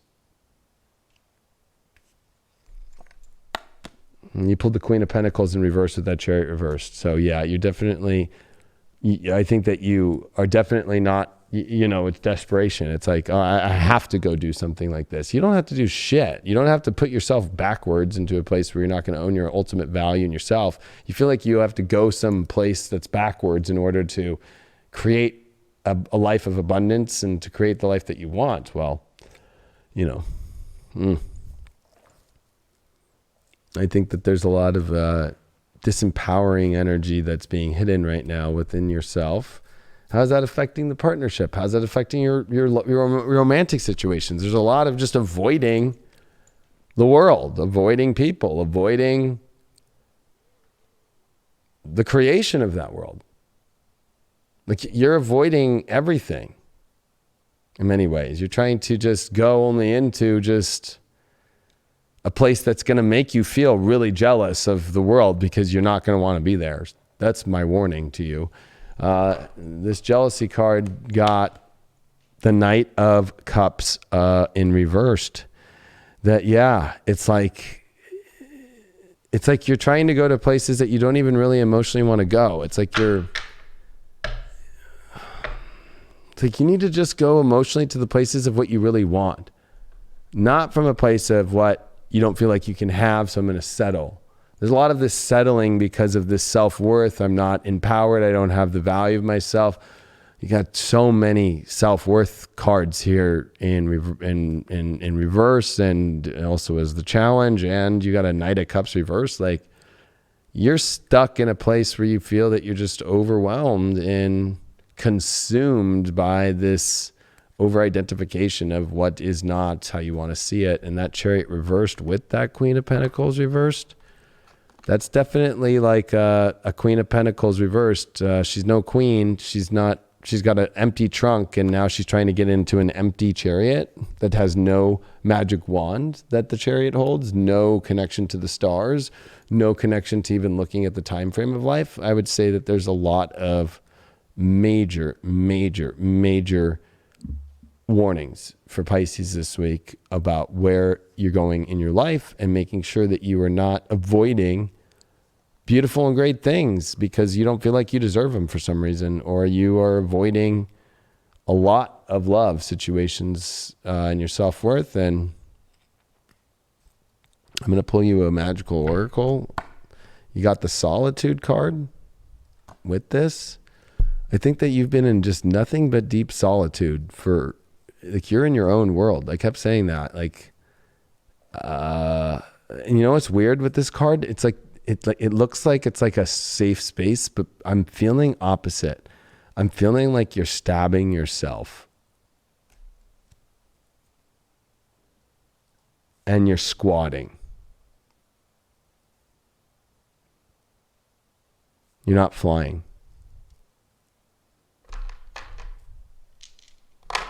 That could all change. It's up to you. Saturn in the second house of Pisces. Wow. I mean, that's self-worth issues of not only yourself, but of your soul. Like, I feel that, you know, this is definitely about self-worth, money, you feeling not abundance, you feeling that, you know, you have to take, like, I was talking to scraps with Capricorns. Their scraps look like gold to you. Like, this is you almost in, as they say in the never-ending story, the nothingness. And I would say, what do you have to say? I think they can get themselves out of this situation. You know, they were guided into this situation by themselves, into these, so to speak, these living situations that we're in. And I think it's time to actually pay attention to your intuition. I think it's time to pay attention to the signs that are all around, and you know, they'll lead you in the right direction. It's easy to get off course, but it's also very easy to right that ship, to get back on it. I'm gonna pull one more card for them. Wow, and this is kind of a weird deck, but it's the Angel de la Nut, and it's reversed. Angel of the Night, reversed. Like, you are not allowing your passions and your needs and your wants to be met at all. Angel of the Night reversed. Like, this is also, you know, seduction energy, it's passion, it's needs, it's wants, it's feeling sexy. It's like, you don't feel that way at all. Like, but that's on your own merit of your own self-worth and solituding yourself away. And I'm concerned for Pisces, actually, to be honest with you, because I've never had to really do a reading where it's like, this isn't about relationships and people. This is about where you are just completely kind of avoiding every love scenario and situation as much as you really can, and pushing everything off to, you know, you pushed it off to tomorrow, to the next week, to, you know, like, I'm praying for you, Pisces. Pray into the heavens. But, you know, it's life. Sometimes there's shit situations.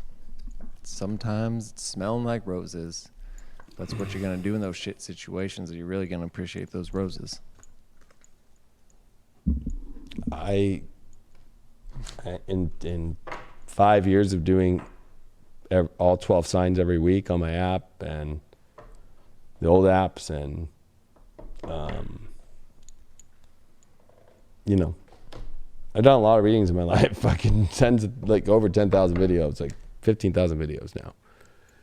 And I can tell you, my whole entire life, that I deeply in my heart have never felt as concerned as I ever have in a reading for a sign in my life, to be honest.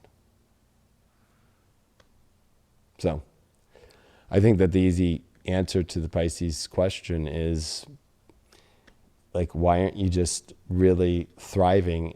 There's life to thrive everywhere with, and you're not showing up. So, like, you're not going to get anything if you don't show up to life. And one thing that when Craig and I were on tour exactly this time 2 years ago was when we were with David Hauser, one of the things he said throughout that tour, which really I thought stuck with me through it, was like, what was it? It was something about, like, you just have to be like life doesn't happen if you don't show up, basically. Doesn't happen. Like, you know, and I think David kept saying that as this double sag that he is, was because, you know, we did, I don't know how many cities and how many tours, and we did an 8-day conference at UAC of 2018, and we interviewed as many astrologers as we could, and we had a booth, and we threw a party, And we flyered that fucking United Astrology conference like it was a fucking rave, you know? And we had people fucking showing up in the middle of the night. And we got, Craig had to deal with fucking the Chicago Arts Building, fucking one of the landlords fucking, Jesus, yeah. fucking pissed off. We were throwing a rave in downtown Chicago in a fucking old ass 1800 and building. Only people I would assume to ever play electronic music and bring speakers and thump it in the Fine Arts Building right down there in Chicago. So the elevator guy was like, I gotta leave because it's like it's an old 1800s elevator. You need a conductor of the elevator, you know. And but the lesson of that whole thing was, if you don't show up to life, nothing happens. And I think that's the biggest thing for Pisces right now, is showing up for the life you really want instead of taking like 8th best, 12th best life, like just in accepting that and being okay with that any longer. Like, I gave Pisces that extra because like I said, I have not in 5 years, I've been doing this way longer than 5 years, but every day, 5 years, and every week, I've never in my life come to a place where I just went, wow, this has to do about like to see a whole Pisces suns, risings, and moons all just like pulling this shit is scary.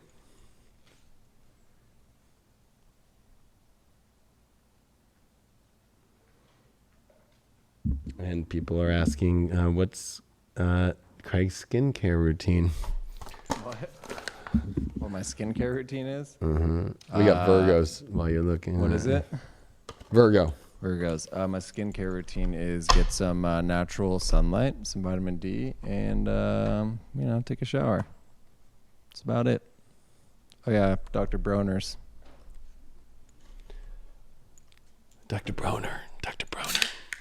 Jones? Dr. Jones?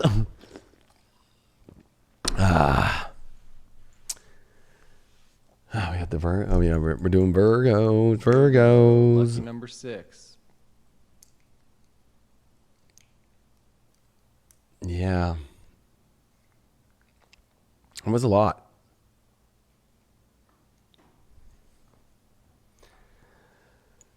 Well, all right. Virgos, the opposite of Pisces. I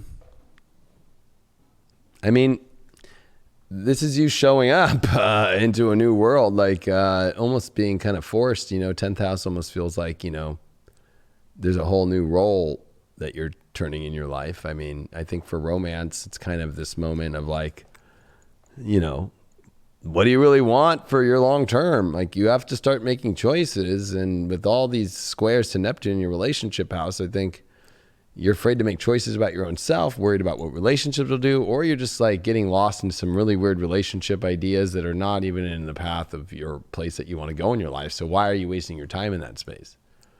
I think that there's a lot that you're avoiding of truth, and there's some sensitive spots in relationships about, bigger choices and stepping into your authority and stepping into your power. But I think that you can't be afraid of that. I think with this Mars in your 7th house, it's about confronting your partners or confronting partnerships that you're not afraid to go to higher levels in your life with. And I think this, this is going to be a new moon that sets the tone, Virgo, of, are you really ready to step up your role in your life and step up to a higher place? I think you've had a big look at a lot of different doorways in life. You've had a lot of perspective. You had a lot to kind of ponder, but there's no more pondering left. You have to start making actions and choices, and you have to pick the role that you're going to be, or the role the relationship's going to be, or step into a new role. I know, my mom's a Virgo, my brother's a Virgo. They're changing roles. My brother's due any day to have a baby. So my brother's going to be a father now, and my mom's going to be a grandmother that she hasn't been. So, but that's just like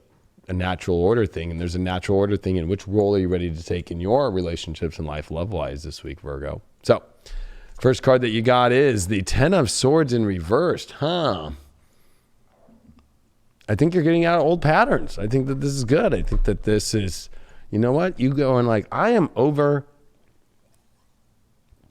feeling the same way. Like things are just continuing to go in the same direction. And it's like, you're over the same repetitive bullshit in your relationship. Something has to change.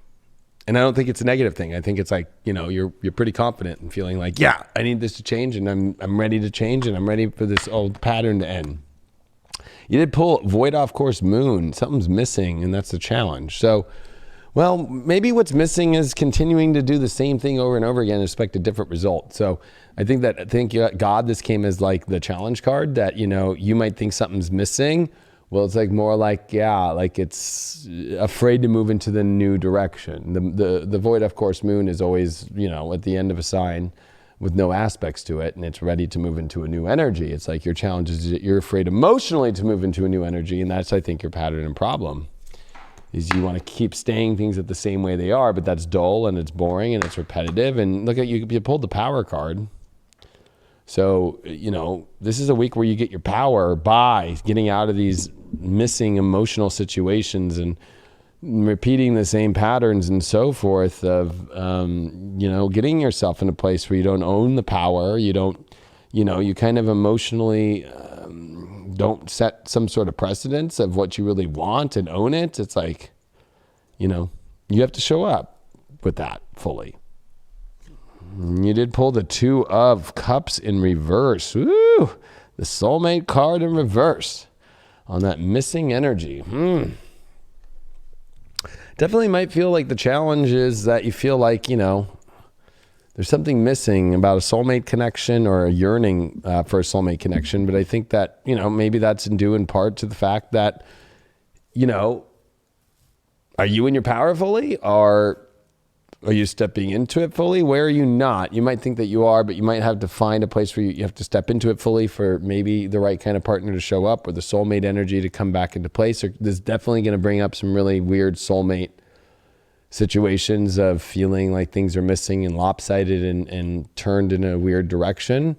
The 10 of Swords is popping up in reverse because we got the 4 of Pentacles in reverse. It's telling you to let go of, you know, these values and ways that you expect out of relationships. I think that there's a lot of, you know, the same situation that pops up. It's like you expect people to be a certain way, you expect the relationship to start a certain way, or you expect the relationship to continue down a certain path, and that can't happen anymore. And that's causing a lot of these soulmate connections to kind of flip the script a little bit here, or just feel like really disconnected and missing. And the reason why you got the Power card is you did get that Ace of Wands in reversed. So yeah, there's something not ready to move fully forward in the fact that you're not taking and embracing the true power of the happiness that you want it to go. You have to define it. You have to show up with it. You have to own it. You have to start in that new place. But there's like either distractions, or you're still holding on to old energy of old things that are powerless to you.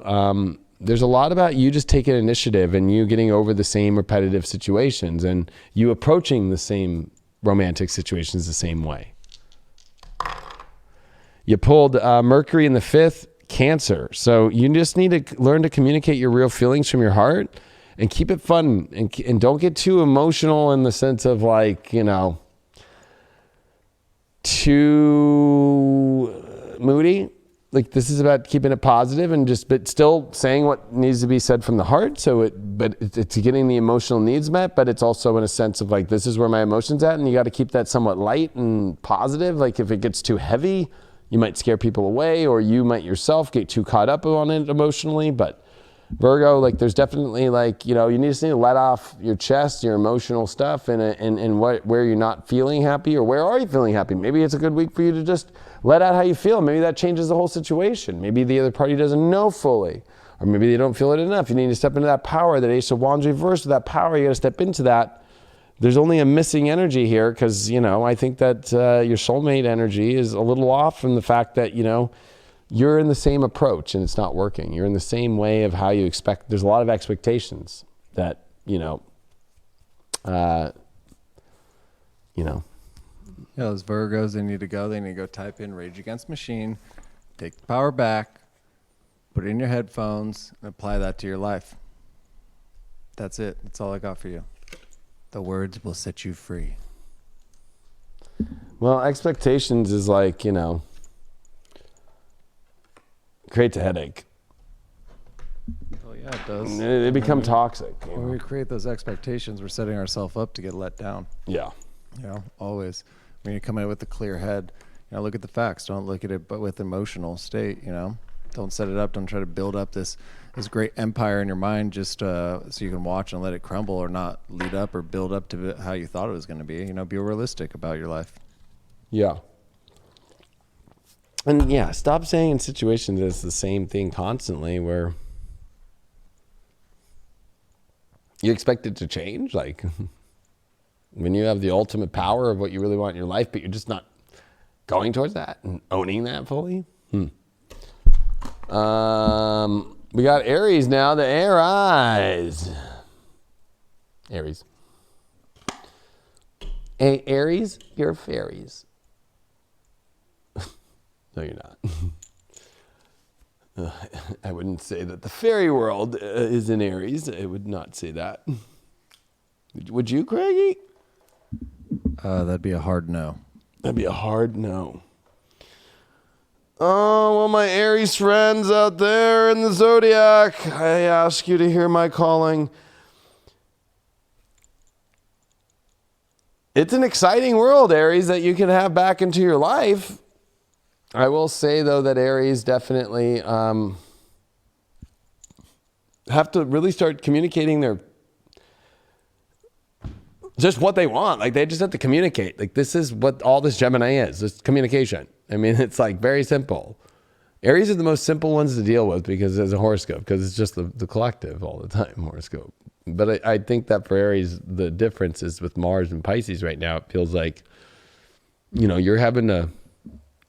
feel like, you're ready for this new exciting times in relationships, or something needs to change if you're in a relationship. But there's a lot of subconscious triggers going on. There's a lot of the past that needs to end. There's a lot of in-between moments that you're going through, maybe even in your work, to your personal life, to, financial situations. Like, and it's like putting you in this weird place to where you don't know really how to communicate because you're waiting on things, or you're waiting for something to shift or change. But it's more like, why don't you just get out of every situation that's just stuck in the middle?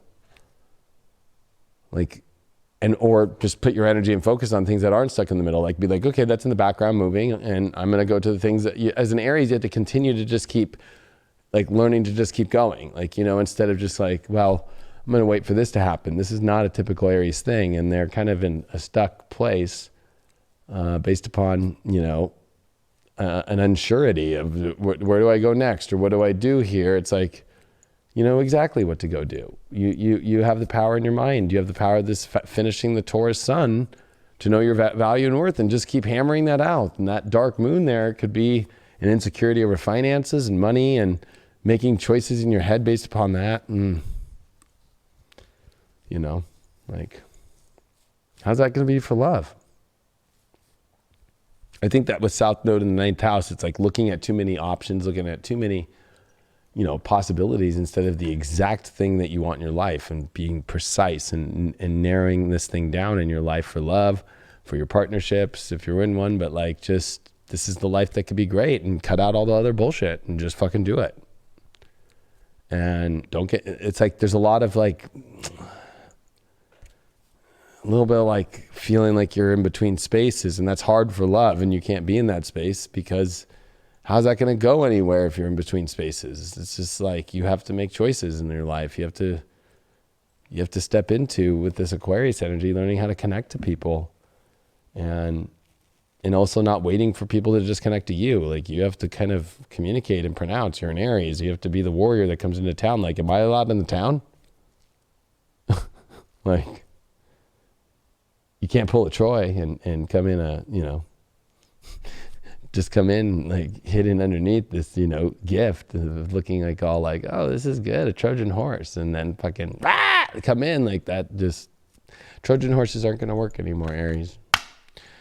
The Emperor card reversed. So you're definitely, Aries, I always associate with the Emperor card. And unfortunately, with this in reversal, you're definitely not feeling in your power right now. I think that you're questioning your power. I think that you see it, but I think that you're in question of it. I don't think that you've lost it fully, but I definitely feel that you're in a place where you're questioning this, and maybe it's in a partnership. You're questioning, do I have power in this? Am I able to have this? There's definitely a lot of self-doubt right now. self-doubt and being able to achieve what you want and to own that. Look at this. Your challenge card is the grand trine of blessings. You just don't feel that the blessings are going to come. This is a challenge. So I'd say the gift is seeing that everything is a blessing in life instead of looking at things that are not a blessing. I think that there's an overemphasis of not having your power because you don't feel that you're blessed with enough. You might feel like also in partnerships that they're not seeing the blessings within you from all these angles, grand trine, right? Like, oh, they're not seeing me from here, they're not seeing me from here. But I think that's something that has to be showcased. I think that you're not communicating it well enough, or you're not showing it enough, or you're not doing that, or your partner not be seeing that just because maybe they're always hearing about other things instead of the blessings of what you are. You're Aries, you're dynamic. Like, why don't you just be that dynamic self? Show that self. I know there's a hard time when I was Pisces. Look at this. You got the karmic path as the overall. So you're definitely on a very intense week going to a karmic decision, a karmic path, a karmic outcome. And with Saturn there, and Saturn has to be in Aquarius, like this is either going to take you to the ultimate, world that you want to go, or just continue taking you down the world that you don't want to go. And I think a lot of that has to be about the choices you make, about owning the power of you and the blessings that you have around you, instead of expecting other people to show that to you, or that even attaching that to a relationship is like as the ultimate blessing. Like, it's within you, it's within your power. It's like a lot of false predicate here on how you're viewing life based upon your own identity issues. Wow, you pulled the Tower card with that blessings. So yeah, you definitely feel like there's just like, and with this karmic path, this might be sliding down a very, hardcore breakup or a hardcore ending of something you thought that was great. I'm going to be honest with you. Get this challenge card, and it being the Tower, and it being on grand trine of blessings. It's funny because I always pull this card to be the blessing, and the blessing is the ending. There's definitely something ending that I think that you thought would give you power, but it doesn't. You got the 9 of Wands in reverse too. Yeah, it's definitely not, having to step up and even put your attention or energy into it. Nine of Wands definitely puts its beliefs into it and will guard it and will protect it. And I don't think that you need to show up to something that you're not fully feeling empowered in at all. You did pull the Page of Pentacles in reverse with the karmic path. So this is definitely you not communicating your true values correctly. Especially this is a Mercury square Neptune, it's subconscious stuff, and self-worth stuff. Page of Pentacles also as well in reversed is like you expect somebody to show up with something and they don't. A package to come in of greatness when you're the one who has the package within yourself. And you're expecting people to say things or see things from you. This is you feeling not being seen at all. Maybe that's the karmic choice and the karmic path, is to realize like, well, why can't they see you? It's like, well, maybe you're, I don't know, maybe you're gonna realize through this situation this week that it's gonna make you want to be seen more by showing up to be seen more. There's something to say about that. You did pull the 6th house Capricorn with Uranus there. So, this is definitely, I was talking about authority. I was talking about being seen, but with the 6th house here, it's like the reality you're in right now is definitely guarded by this Capricornian rule. But with Uranus, they're trying to bust out this kind of repetitive, I don't know, I'm going to be honest, really boring life that you're living, and nobody sees this you in the reality that you're in right now and the way that you live your life.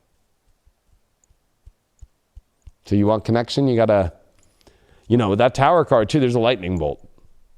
And I think that Tower moment for you is that you will get blessings through stop the mundane bullshit. Stop doing the same patterns and the same things that are not breaking you through to the other side, and continuing to stay in the, I don't know why I'm feeling like, especially with 6th house Capricorn here, it's like, it just feels like it's like you're living a life of just like a slave of work. And you got to break that energy out because nobody wants to be with that feeling.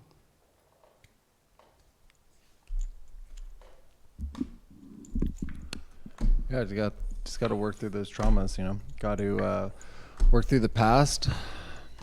Got to, you know that this is a new day, this is a new life that you're building, and it's time that you actually close those doors and don't look back. Don't try to open anything back up, and just know that you're in a better place, and know that you can progress forward, and that everything happened for a reason, and that it's all beautiful, baby. It's all beautiful. It's a new life. It's a new day. Yep. Wow. We are nearing the bottom of the signs here. We got Aquarians. I think we got like 5 left. We have got, Aquarius, Libra, Scorpio, Sag, and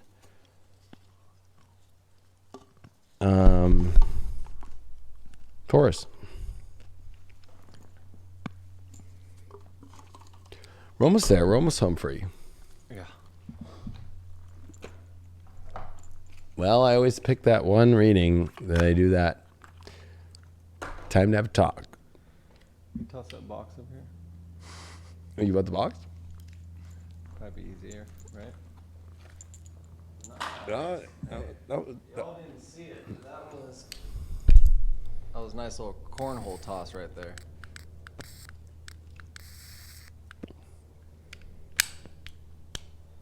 That's right, Aquarius. We're having another talk.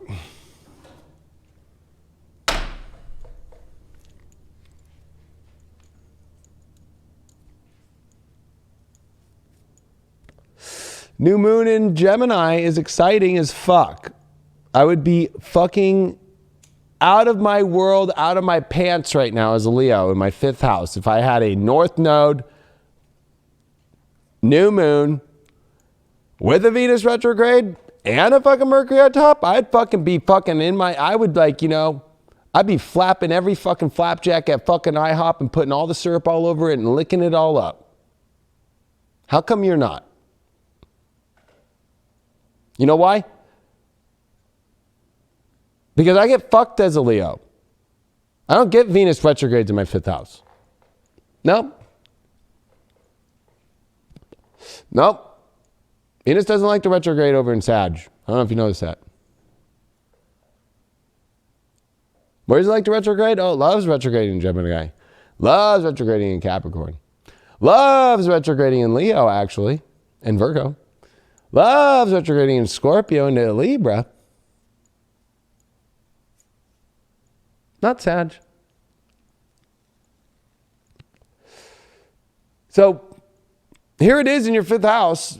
You get the ultimate. You have to go be a Leo. I have to go be an Aquarius.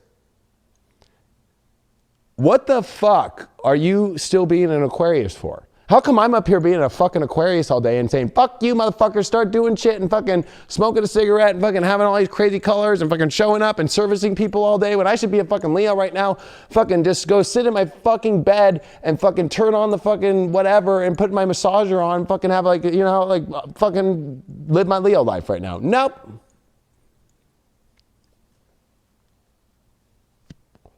I'm an astrologer, so I follow this shit. So I go, you know what? I got to be an Aquarius. I got to be there for the people. Your job is to be there for you need to go to the ultimate happiness of your life. Not like the mediocre shit. Not staying in things because, there's a disconnect. And the disconnect is your heart, your power, your true happiness. It's like avoiding it, like the plague. Like this Pluto and Jupiter in your 12th house retrograde, woo. No, I'll wait. I'll see how this plays out. Oh, Saturn retrograde in your sign. No, you haven't had that one for a while. I remember when Saturn was in my sign. I was a fucking Leo. Maybe, you know what? It taught me some lessons of how Leo can go too far. But I'll be honest with you, it was the best fucking time of my life with Saturn and Leo. You know why? Because Saturn doesn't do that well in Leo. But it's strong as fuck in your own sign because you are Saturnian. No matter how much of a rebel you think you are, Saturn's trying to show you where you're sucking at that department.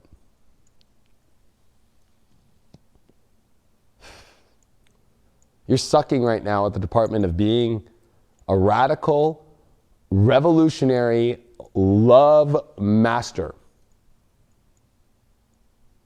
And staying in the beliefs of this will all work out.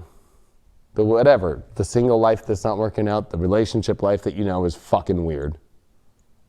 Every Aquarius is in a weird relationship right now. Where they're like, uh-oh, we're not seeing things fucking at all.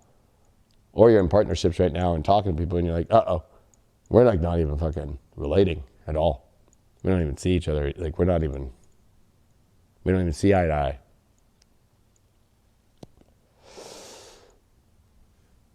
This fourth house transit finishing with Taurus here. You can't hide your emotions.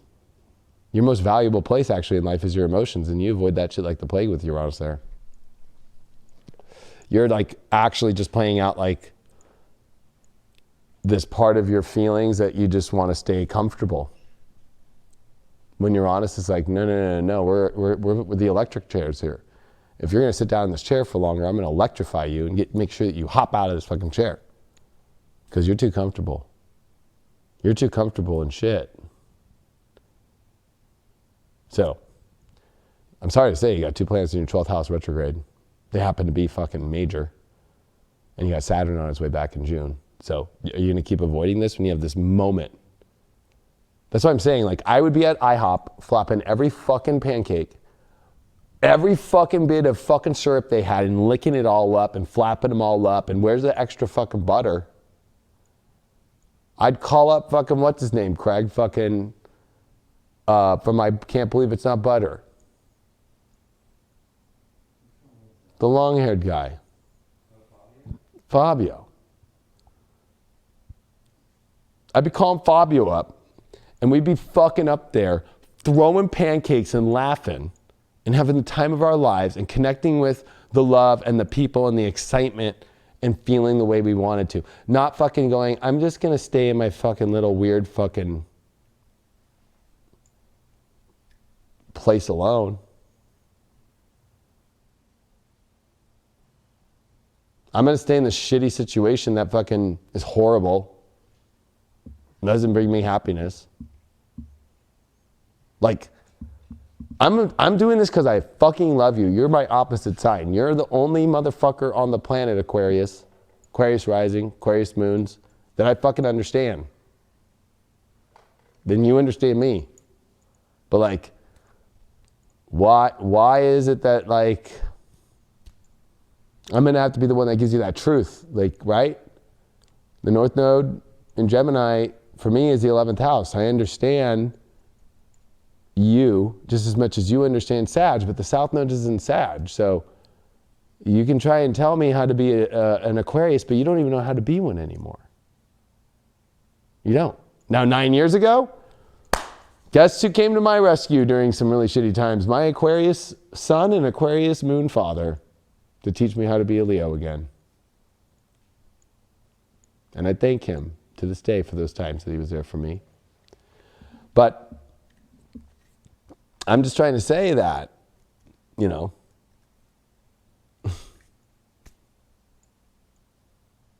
no more. And this illusion that you can't have what you really want is just a joke.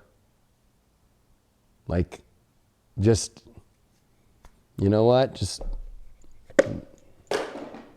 I can't have it. I'm not allowed to, or I just had to deal with bullshit, or I can't be happy fully.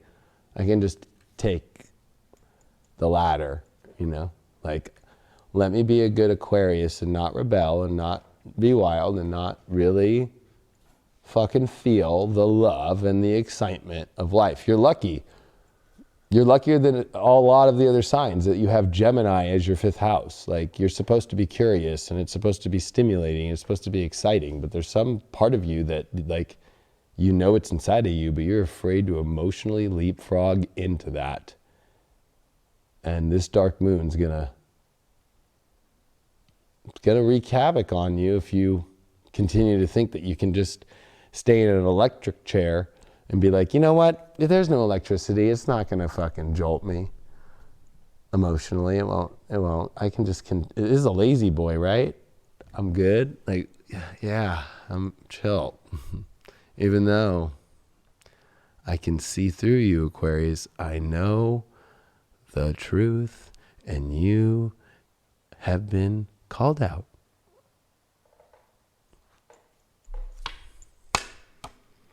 You pulled the Magician card. Yeah, the Magician card reversed. Yeah, you're totally avoiding your magical power. You're totally avoiding be the master of the universe that you want to have. Like, you just don't feel, it's like, can I take the blue pill, please? I wouldn't eat that blue pill. Can I just stay in the mundane reality and the mundane and the basic and try and seem like it's exciting for whatever it is and not find the magical powers of it? Like, this is the delusion. Your challenge is the Jupiter return of benefits. Look at that. Your challenge is that you're not ready to have the ultimate benefit. How ironic, too, as I'm giving you this. I'm going through my Jupiter return. I'm fucking living it up. But I'm here to tell you, why aren't you living it up? What's the deal?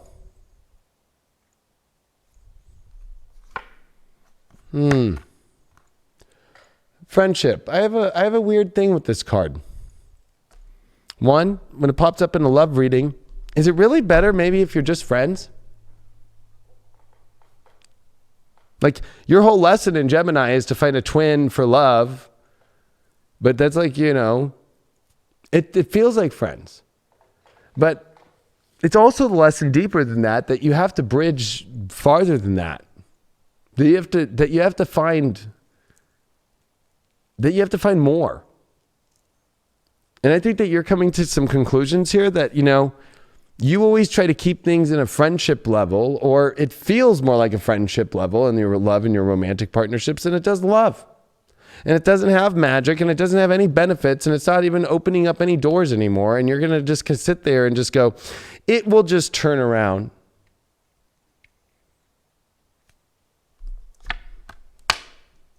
Look at this. You pulled the Strength card with the Jupiter return benefits. You need to have the strength to fucking open the doors to go to the most amazing things in your life that you can have. And I don't know why you're just...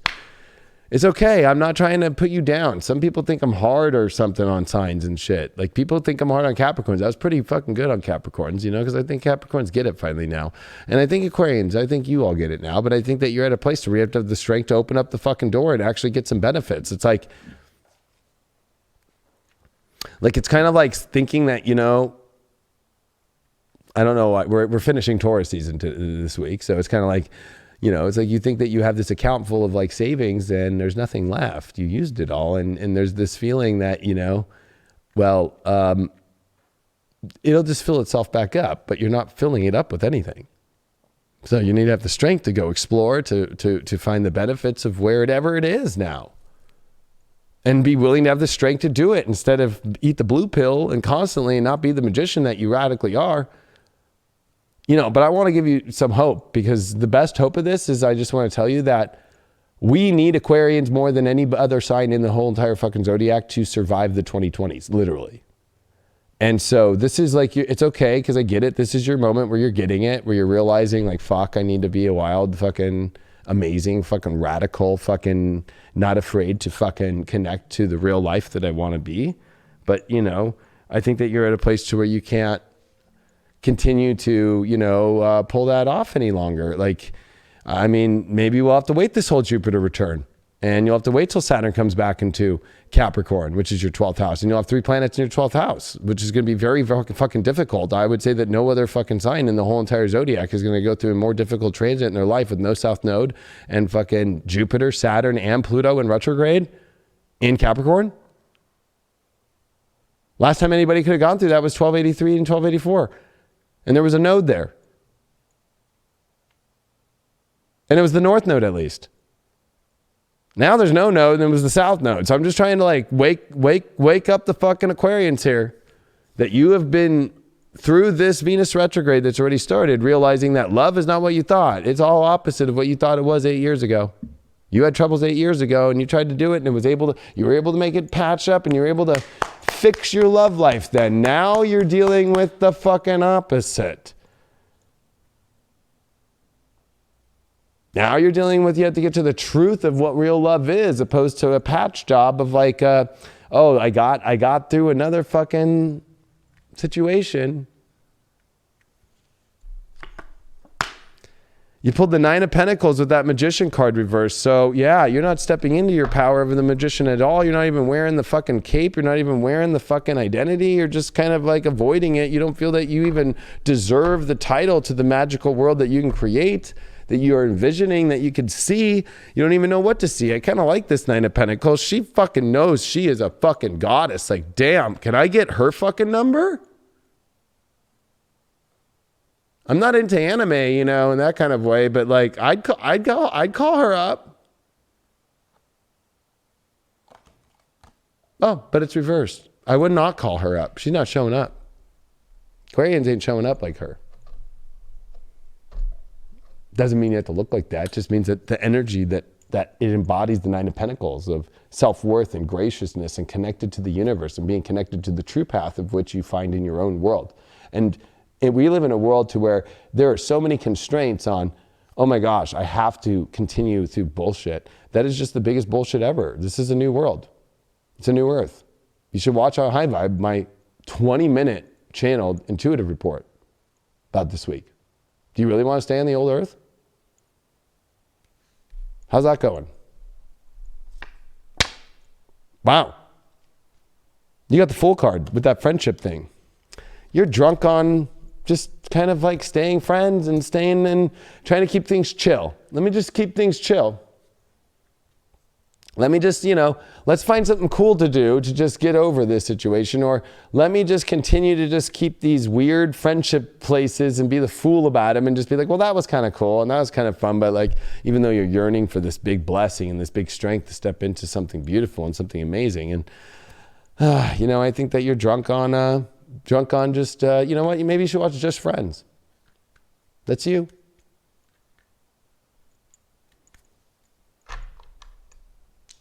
Better yet, you are Chevy Chase in vacation, on the vacation, and you're Chevy Chase and you're driving on the freeway. And you really don't want that life. You don't want it so bad that you fucking lose your mind and you try and fucking, eventually break into the fucking Wally world and fucking create a ruckus.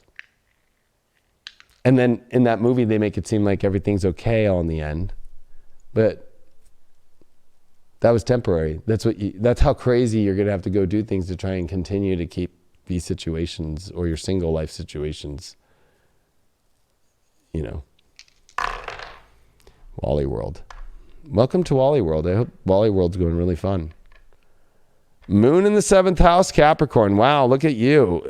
That is a strict moon in Capricorn in the 7th house, meaning that, are you emotionally too rigid, too stern? Are you emotionally in your relationship life holding on to some sort of integrity space that you have to hold, but you're going to block the relationship life that you want to feel in your life? Is that what you're doing? Are you blocking the feelings you really want to feel in relationships? Are you afraid to be fair to the other partner and actually say what you really feel of truth of actually what is in reality and what you really want to say from an adult point of view, instead of being like a little kid and just kind of trying to be in avoidance of,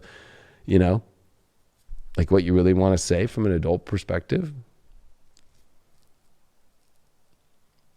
Moon in the 7th house is already balancing out a lot, let alone in Capricorn. It's almost like, well, I can't balance it out too much. I just got to fucking go through the shit. I just got to restrict my feelings and get through this. Like, no, you don't. You need to achieve the emotional place that you want in relationships, whatever that means. I love you all.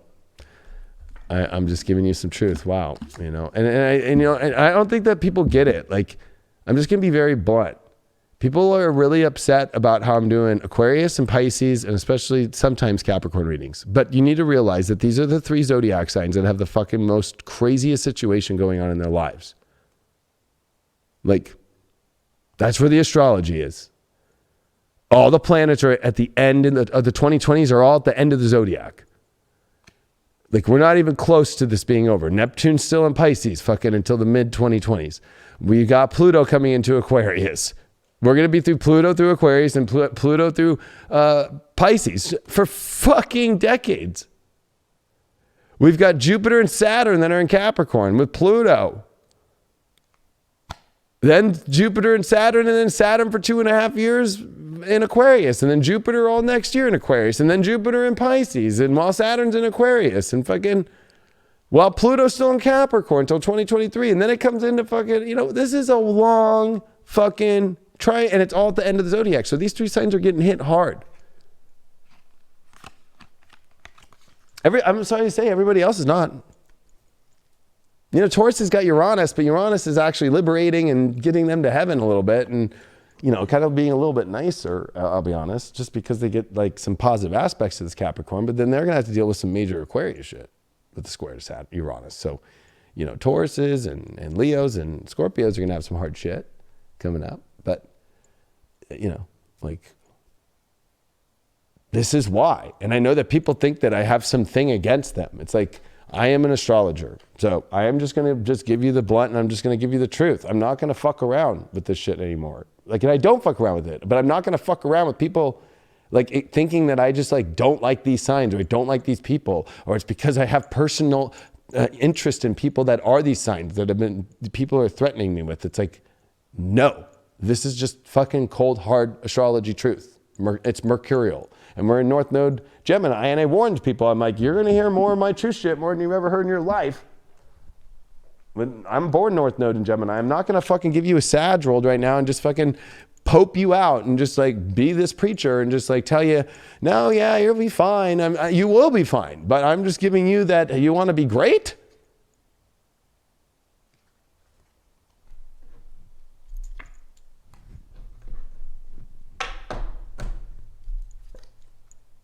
That's all I have to say. Yeah, I mean, I've got nothing to add to that one, my friend. So there you go, Aquarius. There we go. I love you, Aquarians. We got Sages.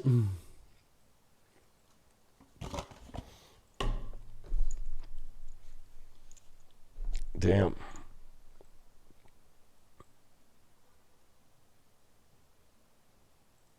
I'm trying my hardest. You know what I mean? Trying my hardest. All right, Sagittarians. Well, these are some slippery emotional times. We got the slippery times of Mars and Pisces and Neptune and Pisces in your 4th house of emotion and home life, but that can be very confusing. Family situations, very confusing. And the big news, of course, is this Gemini new moon, your relationship house. Some people also get mad at me about Sages, but they got Venus retrograde in their 7th house of relationships. So that means that they're going through the most fuck show of relationship stuff with it squaring Neptune about their emotions, that they are in a very crazy emotional space about relationships.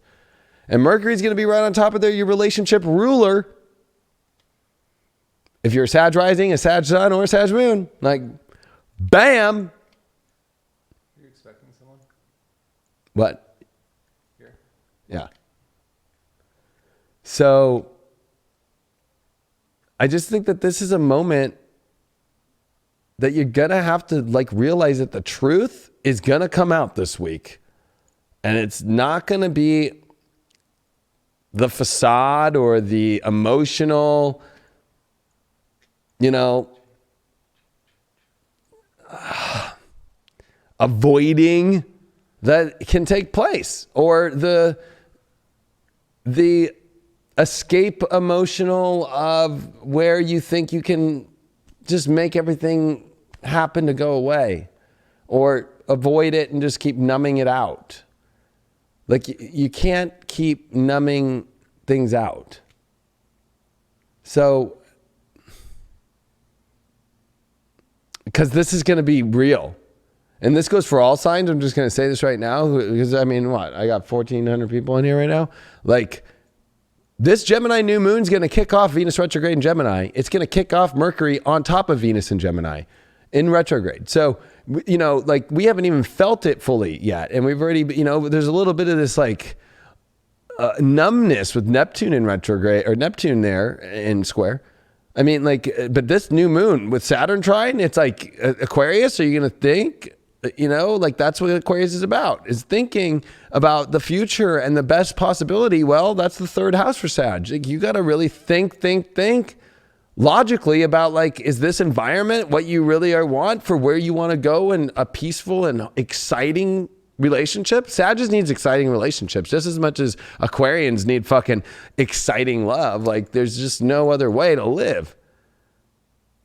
So Sag and Aquarians are going through some crazy shit. They're the only two signs going through romantic and relationship craziness. And if you happen to be both, that's fucking crazy. You know? Like you've reached the point of where you might feel like you're going insane because it's avoiding the truth. Avoiding what is actually the factual truth and not being willing to take action with Mars in the fourth, digging the hole deeper. Just digging. Let me just keep digging the hole deeper.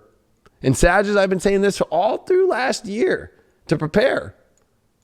Like now you have Venus retrograding in opposition to you. Now you got Mercury opposite you. Now you got the sun and you got the moon and you got the sun all month going to oppose you while Venus will be it. So you either step into the magic of what you really want in your life, or you keep numbing yourself out and avoiding through self-worth stuff with Pluto and Jupiter and the, you know, or you not feeling like you deserve it, or you feeling that, especially with this Taurus energy, like you got to be this, you know, I don't know, like you're afraid to break free to the reality that you really want to have. It's like, oh, I'm going to just stay in the same reality. Because I understand it, or it's physically been built. But, you know, like I said, that's a three little pig situation. And, you know, it's definitely not a brick house. So, like, now you pulled the Queen of Cups upright. So you've got to fill up your total cup. And this is where you have to ask yourself this week, the major question: where is it that your emotions are going to be fulfilled the most in your life? And that's an intuitive calling, and that's just a knowing. And you go into that knowing, and you go into that emotional place, and you can harbor and hold the greatest energy. But a Queen of Cups likes to mother. Oh, she likes to mother the emotions. So are you mothering yourself, or are you mothering somebody else? Or are you being mothered?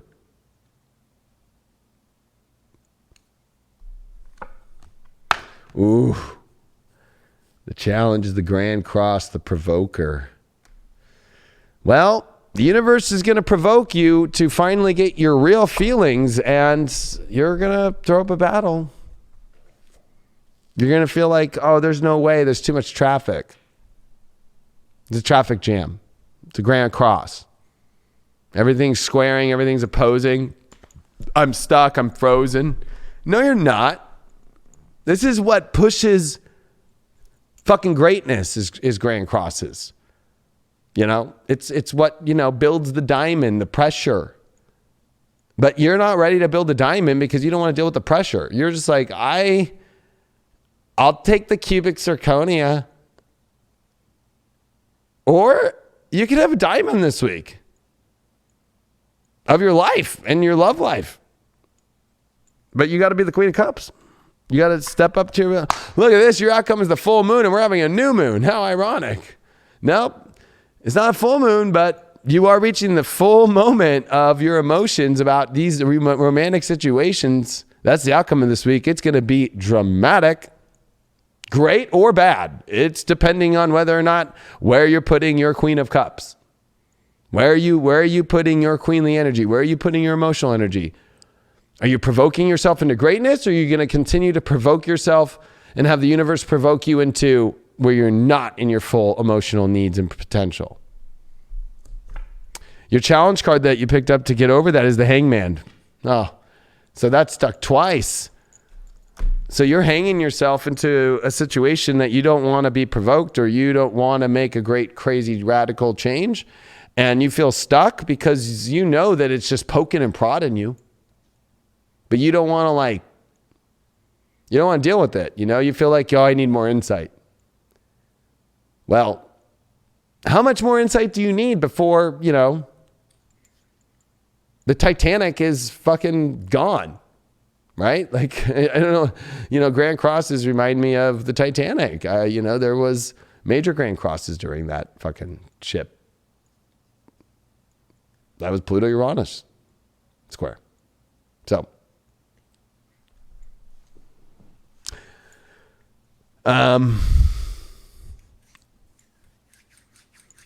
see what this Queen of Cups says. Ace of Swords reversed. So that's your issue, is you're afraid to really stab into the new exciting world that you want emotionally. So you're emotionally there, but it means that in your head you're not. So you're playing a head game.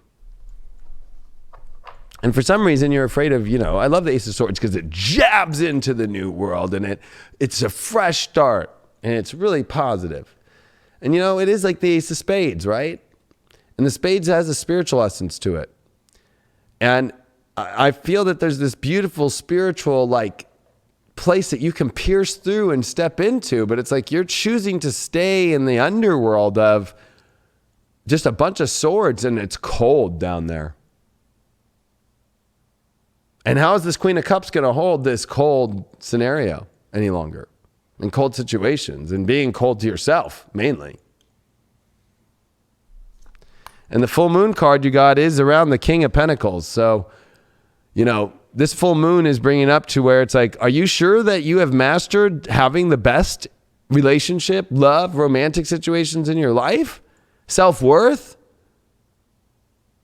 Or is it to where, this full moon's going to be dramatic because it's going to force you to step up into that. It's going to provoke you into that.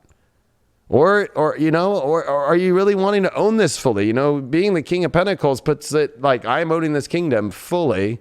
There's something to say that the emotions are coming to this point to where it's you need to own what you really want, because you are in such confusion about it.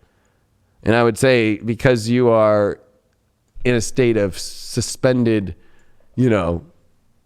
fear of provoking anything, yet every day that goes by and every minute that goes by in your situation where you just don't make a move, where you just don't make a true calling in your heart to your full emotional world, especially with the Venus retrograde with Mercury with a North Node, you haven't seen that one, and with the new moon, you've never seen that one.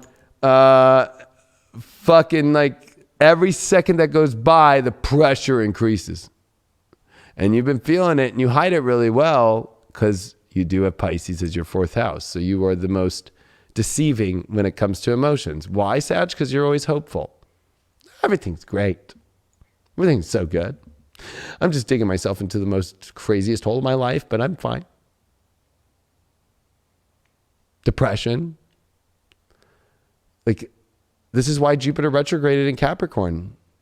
You need to learn to have the best, and mediocre doesn't work, and Jupiter's your ruling planet. Now it's retrograde and it's with Pluto. So it's teaching you the ultimate lesson of truth of life or death. Are you a Sag, or should we just cut you in half and you can just be a person, and we'll throw away that centaur and we'll throw away that horse because you don't deserve it anymore. You don't deserve to be a Sag. South Node's there too, right? You're realizing that your whole identity and your ego of how you believe everything will work out and see all the great things is because you're too afraid to even leap anywhere anymore, because you're not dealing with these crazy radical relationship situations that are holding you from leaping. So we might as well just cut off your fucking horse part, and let's just, throw that to somebody else. And, let's see how you do with just a bow and arrow and without the horse. You can aim all you want all day long, but you're not going to go anywhere without that centaur within you. So that's your issue, is you're not going anywhere because you just keep aiming and you don't fucking do anything about it. Damn. They got a rolled dice on the floor. Moon in Scorpio in the 10th. Wow, a full moon in the 10th, where it's already now at detriment. So this is a very rough emotional week, I'm not going to lie. But it can be so transformational and getting you everything that you want if you're willing to face the change of the death of this order that you have put yourself into that is not in the personal life that you want to be, or that you are obsessed with some sort of thing about the relationships you choose, or about fame or recognition, or even just, holding on to a plan that's probably not really making your personal feelings feel good at all. And oof. Good luck. My best image for you is, I know the universe, my guides, and all the, a lot of architects from the universe are here, Sag. They have no problem cutting off that centaur of you. Just so you can see what it's like to aim and not be able to go anywhere. Because that's all you're doing.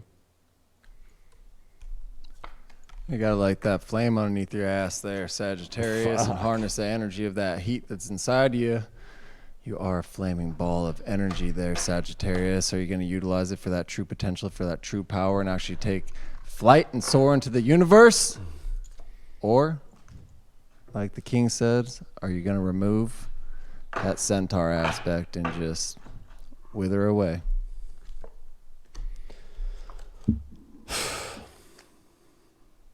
You know what? I'm trying my best. I'm going to be real. I only do this shit because I want to help people fully. I don't do this for fluff. I really don't. And a lot of people right now, and especially this world we're in 2020, like, they just think that this is just like, that this work is about showing love and light by just like being a certain way, like the ultimate love and light. And this is the Pleiades we're entering into right now as the sun is moving into the Pleiades. It is about truth. That is the only light there is in the world, is truth, period. And it's not easy when everybody is lost in the South Node in Sag now and all these radically fucked up belief systems. And it's very difficult to, right now, just go into truth. And there's a lot of false truth out there, a lot of deception going on, because people have taken blue pills for way too long.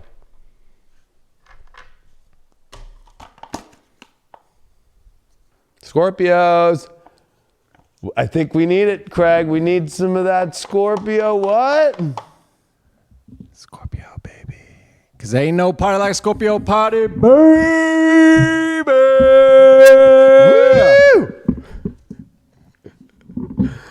You might be saving the day here, Captain. Yeah, maybe. Only time will tell. Although I got something to say to the fucking Scorpios now. We talked about it last week, though.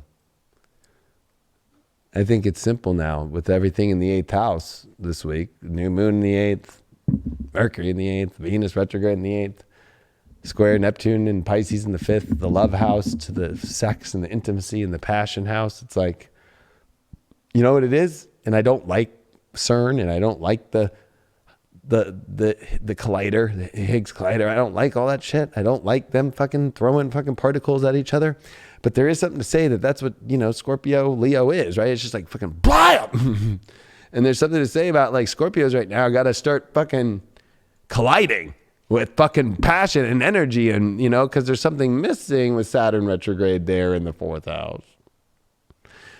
But that's the trying, is that you don't have to be missing something. There's like no support when you're not in this intensity that has to be found in penetration. And that's what I got to say. I mean, I think I already said you should be dousing yourself in somebody's love instead of, I don't know, playing the mind games too much. That's all I really got to say.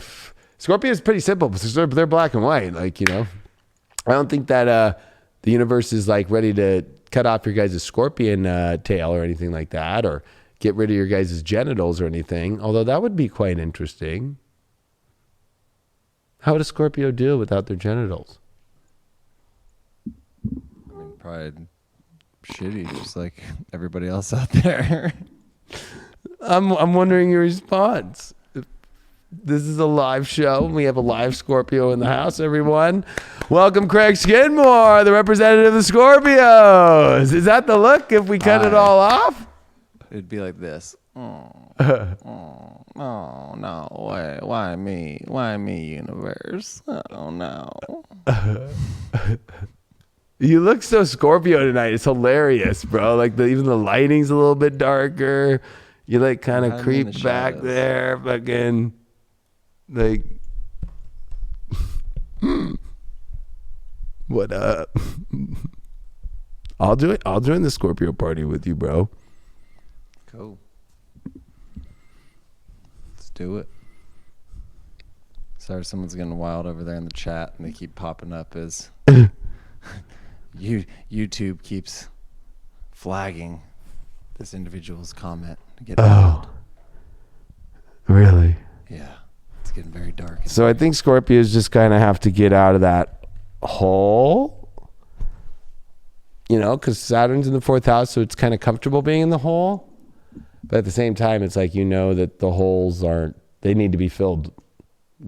One thing about, I forgot who I said this to recently. Why does Scorpio represent a scorpion for receiving? Have you thought about the answer to this question? I've only given you 1 second to think about it, but why would Scorpios be represented by scorpions?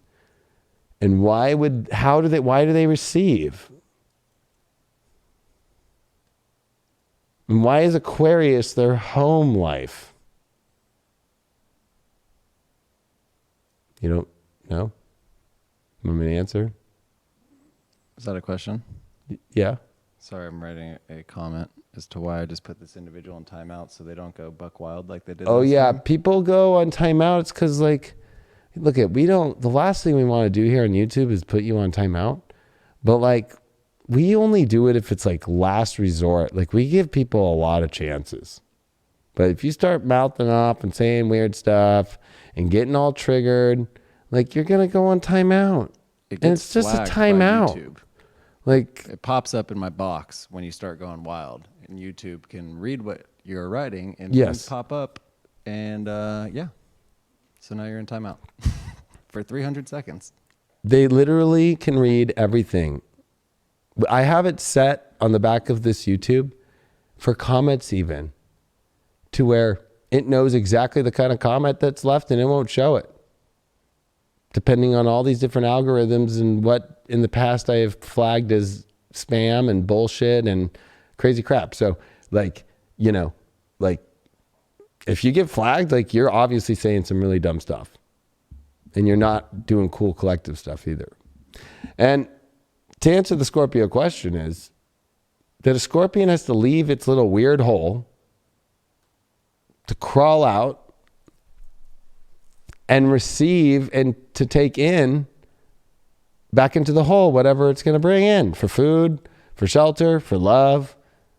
So Scorpio's got to go out and then bring in right now. Like, but it's more the bringing in process. I already think Scorpios are out because of the 3rd house. They're curious and they're, you know, with Jupiter and Pluto and Saturn coming back in there in their 3rd house, they're like, oh my God, I can't just be in this little hole anymore. And they're all out right now fucking around having a time and their stingers down and they're fucking like, oh, okay, I'm having a great time. But you know that you need to find your prey and bring it in to the hole. The 2 of Wands has come up as the first card. Hi. Which world do you want to have in your hands? I love this card. It's a great card. It's a card about like that you can have the world that you want. It's about your beliefs and your perspectives. Of course, it could be sometimes a little bit parallel by 2 different ones. Although I think that this is definitely a week where it's like, hey, what kind of world do you want to live in? You want to live in the world of the happiness of your life, or are you feeling like that world's not happening anymore and you want to go to a different one? But if you're not happy with the world that you're in this week, Scorpio, especially romantically and overall, I would say like it's time for a new world. And I think that to be honest with you, when this card shows up, that you already know the world and already all those things are there for you to have it. It's just whether or not you're ready to say, I'm going to have that, I'm going to own that, and I'm going to take that. And you have to believe in that. Wow, you got the 6th house of routine. So you are bored. You're bored of your simple routine. You're bored of your life. And you're bored of relationships that are the same old, same old. I think that, you know, the challenge also is integrating into your life the world that you want. I think you're a little afraid to change up your routine here. Or you got some weird routine situation, or you're obsessed with work, or you're obsessed with, you know, 6th house stuff. You might be just like kind of in this kind of mundane kind of, you know, hamster wheel, and you're kind of like, well, I really don't know if I should let you in. Like, I'm on the hamster wheel. Wow, you got the soulmate card overall. I've been feeling this good energy for Scorpios. Fuck, man. I just, shit. After all those readings and then coming into this, like, come on. This is jackpot shit. I thought it was ain't no party like a Scorpio party, baby. Man, I you know what? As a Leo today, I guess I'm holding it for everyone today. I'll hold the party for everybody. Fucking, it's cool with me. You know what I mean? Like, fucking, I'll hold it down. I'll hold it. I'll hold everybody's space for them. That's my job as the sun. Okay, I'll do it. But this is great, Scorpio. What's up? You got this soulmate situation going on with the world, and you can have it. But what? You don't want to integrate it into your life? How is that going to work? Why not? Oh. Did we really get this card? We did. The Hierophant reversed. Ooh. It's like, I think it's about letting go of the lifestyle that you're living right now, that it's not bringing you anything good. It's not bringing you anything that's great. It's like committing yourself to a church with no pope, no priest, nobody's there. But you show up anyway and like, oh, is anybody going to show up? But nobody's coming into that life. Well, so it's like allowing yourself to kind of end these traditional places of your lifestyle and the way it is. Like, I think that there's a little bit of like a feeling like, you know, you would be doing something wrong or off if you changed your lifestyle a little bit here. But it's like, how else are you going to integrate a soulmate? You know, like I don't think that there's as much seriousness to your lifestyle in the way it is than you put yourself to bring it. Like, there is no Pope telling you to, like, you must do 300 Hail Marys because you stopped doing this in your schedule today, young Scorpio. And you guys wouldn't listen to the Pope anyway. He'd fucking tell them to fuck off. Oh, the 10 of Swords upright with this 2 of Wands. Oh. This is the card where I think you're ready to stick a fork in it. You're over the situations that just keep repeating themselves, and that's what's offering you this new world. But I think that you're holding a world where it's the same thing over and over again. And with the 6th house repetitive in your challenge, it's like, we got to remove that. You're like, it's just like, let this change happen. There's a soulmate here to change your life. Changing lives. I used to sell used cars. We used to have this one bank called Credit Acceptance. Wonder if Frank's watching this, if he ever watches this show.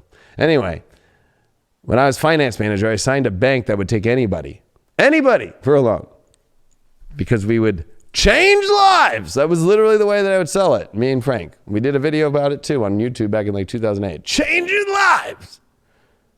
The only bummer with it, it was like kind of crazy. It would give you a loan on like a $3,000 car, but you'd have to like pay like crazy interest, like a 45% interest rate and shit, and you can't get out of the loan early, but it gave you a car. And so I thought I was helping people. But I feel like, you know, for you, the reason why I'm bringing this up is like, you know what, are you ready to change your life?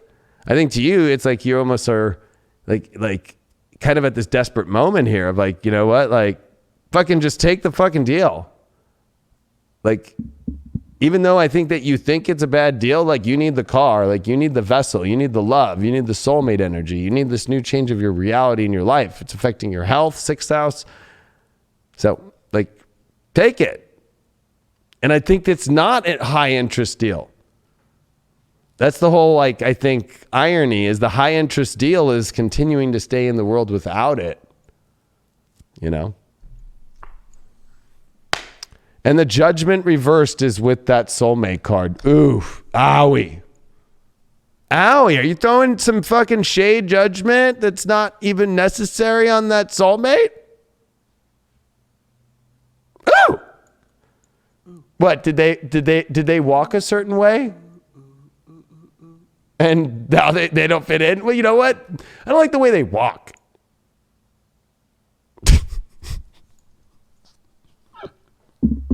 I'd be fucked because I walk with a limp, so I can't be passing judgment on nobody. I don't like the way they breathe. You know, with CV around, I just don't like the way they breathe. It sounds like they could have it, just sometimes. Like,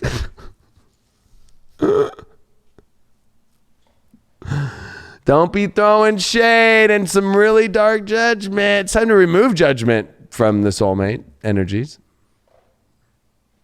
And also, let go of any projections you have of you think that a soulmate is throwing some dark shade on you when it's not. They're actually the most accepting of you ever right now. Gosh, the golden tickets are fucking... Willy Wonka gave them to the fucking Scorpios. And they don't want to take it. Give them to one of us. Please. Please. What side? I know Aquarians, I know Capricorns, I know Pisces, and I know Sagittarius. And Leo all the time will take the fucking gold ticket. Fucking, we all will go. So, Scorpio, don't fuck this one up. You got Jupiter, fucking the only one that got Jupiter in Gemini in the 11th. It's time to expand your little life and actually like let people in. It's small, but it needs expansion. And it means like total radical change and good luck and fortune, especially in the 11th house. Now, I will say Jupiter's detriment in Gemini. But that just means that you don't need to expand as much as you think. It's just like your environment needs to change, and it's the world that you've always wanted. You get the world. I know this because the Leo King is born on June 19th, 2013 at 10 a.m. Irvine, California. You can look it up. That's Sun Jupiter conjunct exact in the 11th house. I know all about Jupiter in Gemini in the 11th house. How do you think the Leo King fucking blew up? Fuck. That was a once-in-a-lifetime transit, too, by the way. It was fucking beautiful. The Leo rising. Can't be the Leo King without Leo rising. Oh, the North Node is right on my Leo King sun at 28 degrees in Jupiter here in the next month. Fuck yeah. All I'm saying is, come on, don't fuck this Willy Wonka shit up. I'll eat the everlasting gobstoppers. I'll drink the fucking chocolate milk in the fucking river for you, bro.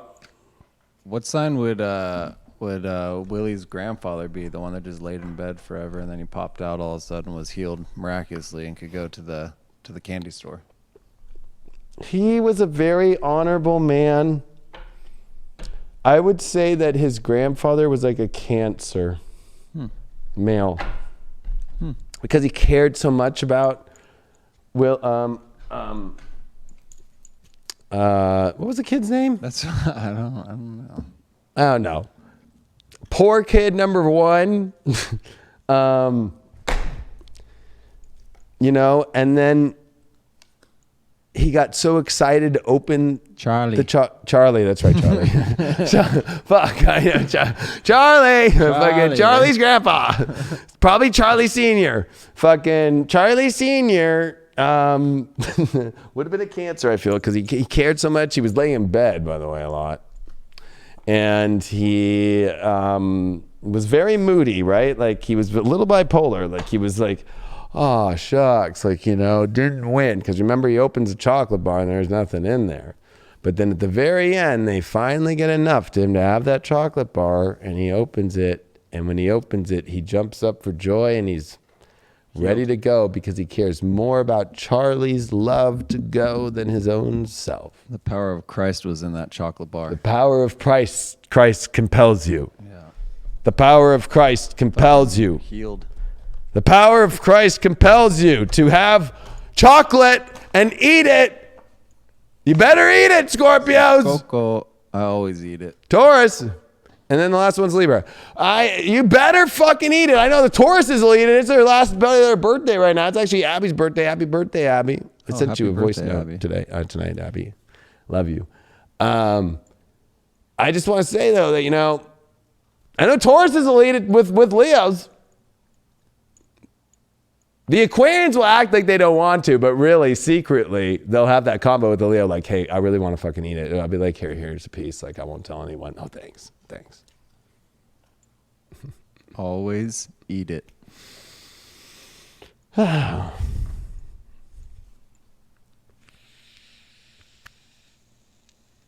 Taurus is, I think Taurus reading's easy too. Yeah. This is all coming into the second house. This is your house, Taurus, believe it or not. I know that planets in your sign is a great thing, but when planets come into your own house, Gemini is your house. That's your second house. That's your financial house. That's your self-worth house. The swag's coming back to Taurus, or is it? Or are you really facing that swag weirdness energy right now with Venus retrograde square Neptune in your 11th house? How does that swag work with the people? It's like trying to find your swag or understand people, or how do you get everybody to get along? Well, there's no way. You have to be a Taurus and you have to be selfish and you have to say, this is the way it fucking is. And guess what? That's how you attract the right partners is when you're just in your fucking boss mode and you fucking just act like it. Fucking Taurus is just fucking, you just got to fucking be like, no, yep, I want fucking, you know what? I want fucking Gucci. I want this. I want that. I want, you know what? It's like fucking boom. George Clooney's like, you know what? I'm just going to go make a fucking tequila and everybody's going to fucking love it, even though we've never done tequila before. Fucking #1 paid actor in the fucking world. I guess Dan Aykroyd makes really good vodka. He does, but he doesn't make as much money as fucking George Clooney. No. And Dan Aykroyd's a cancer. And he believes in aliens. Yeah, but he also kind of gave up on acting. Well, when you make a bunch of money, you can kind of just go find. Maybe he wasn't fully into it. Maybe he was just doing it because he liked to act, and then he made a bunch of money, and now he's kicking it. I know he likes to just smoke pot and chill out, and there's worse ways to spend a day. I know. I'm just saying. I just know a little bit of his backstory of his personal life, and he just. Stressful times. I mean, can you imagine having to save New York City from a giant marshmallow? I mean, I would want to just relax and and sit in the forest too after that. It was a traumatic event, I am sure. I mean, I'm just making an assumption. I just like put it this way. I don't think he's hanging out with his wife a lot. You know what I mean? And he likes to go to Vegas. That's all I'm saying. So, So Taurus, what's the deal? All you got to do is just own your power of what you want in your life. This is it. This is your big quest. This is your big challenge. North Node here. It's like not a challenge though. Like you know how to do this really well. It's like bringing it back. Bringing it back. And just owning what you want and not being so worried about how it's going to affect everybody. Like the fact that you worry about what everybody's going to think is your problem. The worry about how, well, this person, if I move my pieces of my life here, then this person's shit will get affected. And then that person's shit will get affected. And that person's shit will get affected. I know, I got a Taurus moon. Trust me. That's where my emotional trap is right now. Is like, I go, fuck, if I do what I really want, it'll affect this person. And nobody will like this. And I'm just like, fuck it. It's like, you know what? Fucking I'm moon Taurus. Fucking this is what makes me feel good. You know what? And I feel better. I'm like, ugh. Pretty simple. You got Mars and Pisces right now. It's like, come on. You have this amazing ability to go meet a lot of people and connect right now. But you got to have that swag. And you got to have that self-worth. And you got to own it now. And you got to stop doing things you don't want to do. Period. It's got to end. Stop being in relationships you want to be in. Or I would say a lot of Tauruses are not in relationships because they avoid people like the plague. Like, you know what I mean? Like, they avoid people. They're like, nah. And, there's something to say, like, don't care about what people think about what you're doing, but at the same time, also don't, like, not integrate into society because that's an issue because then, who's going to, Taurus is the gardener. Who's going to hold the boats? Well, who's going to pick the fucking, the plants that they grow? Who's going to hold the boats?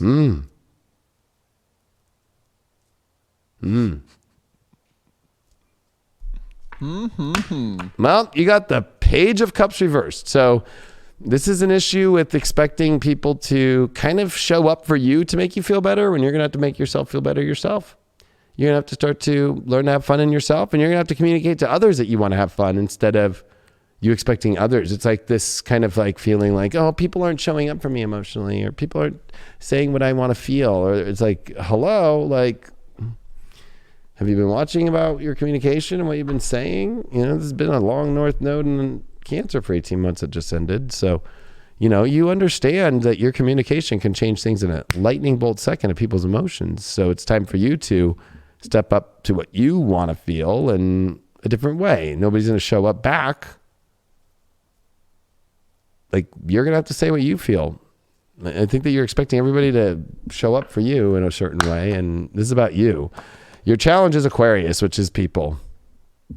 And this kind of feeling that you understand people, when I think that you really don't. I think that you're changing, and that means that you're going to change in how you understand your partner. Or if you're dating somebody, it's like you think you know them. Maybe you don't really know them. Maybe it's because you don't know yourself fully, and you don't really know what you're really going to own in your values. So you think that people are swinging left and right and all over the place, and really maybe it's you who's doing that. Oh, you got that boring card, but it does offer some knowledge. I think you got an open book here. It's a blank page, and there's a lot of options here. I mean, I think it's a positive reading. I mean, it's like, I think there's a lot of things that are still unwritten in relationships and interests or your love story. It's totally an open book. I mean, there's a lot to still learn, but there's got a lot that needs to be written down here. And there's kind of a question of who knows where it's going. But I think that that's the problem, is like, you don't know how to see into your future because you're expecting people to show up emotionally to your place without them even knowing how to show up to you emotionally, because you're not showing up to them emotionally. You did pull the Ace of Cups in reverse with that Aquarius knowing. So that just shows that you're not filling up your cup with emotional connection to people. You're not starting to really ever flow your feelings in people. Like, you're not giving your feelings away to people at all. You're only giving a portion of it. You're not giving the full load. Like, it needs to be a fountain, like, I was going to go really vulgar, but I didn't go there. And it's not what you guys would have thought either. I'll just go there. You got a golden shower this shit. Some people don't know what that means. The Hierophant card upright with that page of cups upright. So I think that what you've been expecting to come is this, you know, spiritually kind of like, you know, kind of fatherly, but spiritual figure. And I think that can come through as long as you communicate to that figure that you need help, or that you know, another way to put it too is that, you know, I think it's about time that you start communicating from a space of a sacred space of what you really fully want, instead of people trying to guess from you what they want from the Pope. The Pope directs and tells people what to do. The Hierophant is a spiritual leader that gives you the rituals to do, but I think that your love life is kind of like, people don't understand what you want because you're not, they will though when you step into that, like, hey, this is what I believe and this is what I want directly, opposed to it being a lot of verbs and adjectives and not a lot of nouns. And why did you pull that open book knowledge card? You did pull the Devil card. So yeah, it's like, I feel that, you know what, maybe you're afraid of this book being like dark, or maybe you're afraid of evil, or you're afraid of bad, like this bad energy to come into this new story. But I think that, you know, it's just about more of like, maybe it's like, you just need to get in the story and get your wants and needs, and then determine if the devil's there, and then kick the devil out of the story, and then learn through all this Pisces that you've been learning. Like, then you can kick something new into the story that's not the devil. Like, anytime the devil shows up, you can kick it out. But I think that there's a part of you afraid completely of something dark happening or something bad, when I would say that it's overblown. You need more knowledge on it. You need more understanding. You need to go through the story first. I think that you're cock blocking things based off evil or dark, and I think that you're just holding yourself back from your true desires. You pulled Leo in North Node. Wow, I love seeing a North Node in Leo. The only two things that look like the same thing. Nothing better than that. North Node and Leo in the second house. Man, oh, come on, Taurus. You got a great one. All you got to do is focus on the ultimate love that you want in your life, and that's it. That's all you got to focus on. Just fuck everybody else and fuck everybody else's wants and needs except your own, and the people that are in that will fucking let you know if they want that, and if they want that, it's the ultimate. Like, come on. But you got to own that value. You got to own that worth. A Taurus that doesn't know their value, a Taurus that doesn't step up into that ultimate bull, right? You're not a cow, right? You're a bull, right? I thought so. But I don't want, I don't want to have to start if you want me to be your life coach, if you want me to be your Tony Robbins, just let me know. But I really don't want to do that because I already know that you don't need somebody like me or Tony Robbins to do that.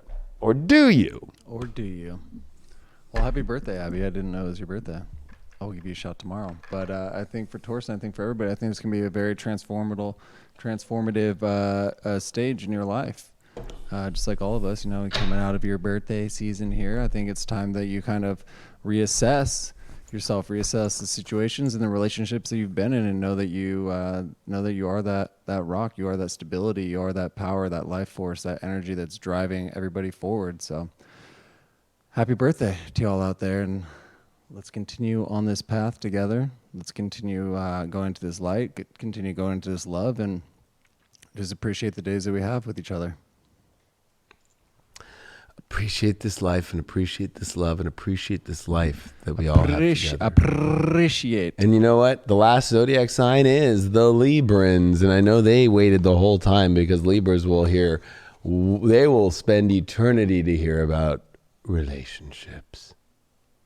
So I'm sorry that you all had to wait, but it was quite the show tonight. And I'm hoping that we have quite a show stunner last reading here with Libras, because if we go into this Libra story now, well, wow, you'd think with, Venus retrograde, we should be watching Libras too, more than the Geminis, but we got to watch the Geminis because it's in their sign. But the big news is the Libra as well. It's in the 9th house. It's with Mercury in the 9th, which is already a detriment for you all. And then you've got the sun here in the 9th and, a new moon in the 9th house. So Libras are like, uh-oh. What else is out there? But underneath, oh God, the square to Neptune is like, oh no, I've got my life and it's just working fine. I don't need to expand it more. I don't need to keep looking at other ways. It's like, maybe you need to look around a little bit more. I think that there's too much surety in where you think that you are emotionally when that's not true, right? Jupiter and Pluto are like the biggest oil drill of your life right now at the bottom of your chart. In the 4th house, you have not found the oil yet. You have not found the gold yet. You have not found the true, emotional need yet. And so you need to go search for it more. But I would not stay in the same place. I think that, there's a lot of Libras kind of antsy as fuck right now in relationships. I think that there's single ones that are antsy as fuck. I think that this dark moon in Taurus is going to teach you that you have needs and desires. And if they're not met, then you're going to miss out and feel stripped. And I think it's hard because I think that there's a good portion of Libras that are in relationships. I'm talking about ones in relationships that are in these really weird relationships that a lot of it has to do with home. At least we built a home together, or at least we have a home. Really? That's just the reason why you're in the relationship? Even though it's I'm going to let go of my sexual needs. I'm going to let go of my passions. I'm going to let go of a lot of things and try and live normal. A Libra trying to live normal is crazy because Libras are not normal. They are beauty, and beauty is the ultimate beauty. And are you starting to say, well, I'm just going to carry the makeup remover on me the whole time. And even when the makeup's off, I'm going to keep using makeup remover. It's okay to enhance your beauty in any way and live a life of beauty in any way. That's a trigger for some people out there. Beauty should just only be natural. It's Libra rules that energy of art, right? So that'd be like saying, well, just accept the world that it is. It's beautiful enough. This painting behind you can't be beautiful because it was made. Think about that. I guess we have Jax Atlantis in the room right now. Jax Atlantis in the house. We got a Libra in the house. How's it going, Jax? How's your search going out there? You pulled the Empress card, Jaxie boy, in reverse. You dealing with a crazy girl right now, Jax? I actually think that this is a good card at the beginning of this reading, because I think this week is saying, hey, Libra, there's so much that you can manifest and create, especially since Venus is retrograde and every Empress card has a Venus in it on the shield. So it's like, maybe it's time to take down the shield for a second here, because maybe you're not ready to really own this throne yet of this full abundant energy of love, because maybe it really isn't you haven't found the person yet fully, or you're not ready to own that person fully, or you're still single and you maybe have some doubts about yourself. And I think that this is a good card to go, where are those missing links to that power and that beautiful self, that beautiful, transparent, but everybody knows that the abundance is all around you. Because I'll be honest, and sorry, Jax, I'm not into you. I'm into the ladies, but there's some about Libra women for me, because I like women, that when they are in their knowing of their Empress energy and their power, and it's like googly eyed, like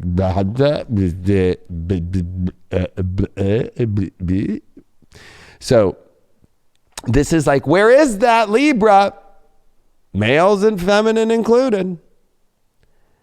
Because that's the issue, is like restoring the truth of the goddess power from within you. The Empress is somebody who is not by blood given this title. She owns it and is deserving of it. And there's a part of you that I think in your relationship life right now, before you take ownership of something, or you completely continue to keep the ownership of something, you need to have a big reassessment and see if this is really what you're going to continue to have in your life. Wow. And your challenge is Neptune sacrifice. Yeah, maybe this is definitely an issue. It's like, maybe you've created a story that's Neptunian, that's kind of this facade of like how somebody is, or that, I'm going to have to sacrifice all this good Empress stuff to just be in this love. No, this is saying that you do not sacrifice one damn thing, Libra. You do not sacrifice one damn thing for something that is not the most beautiful and most amazing. And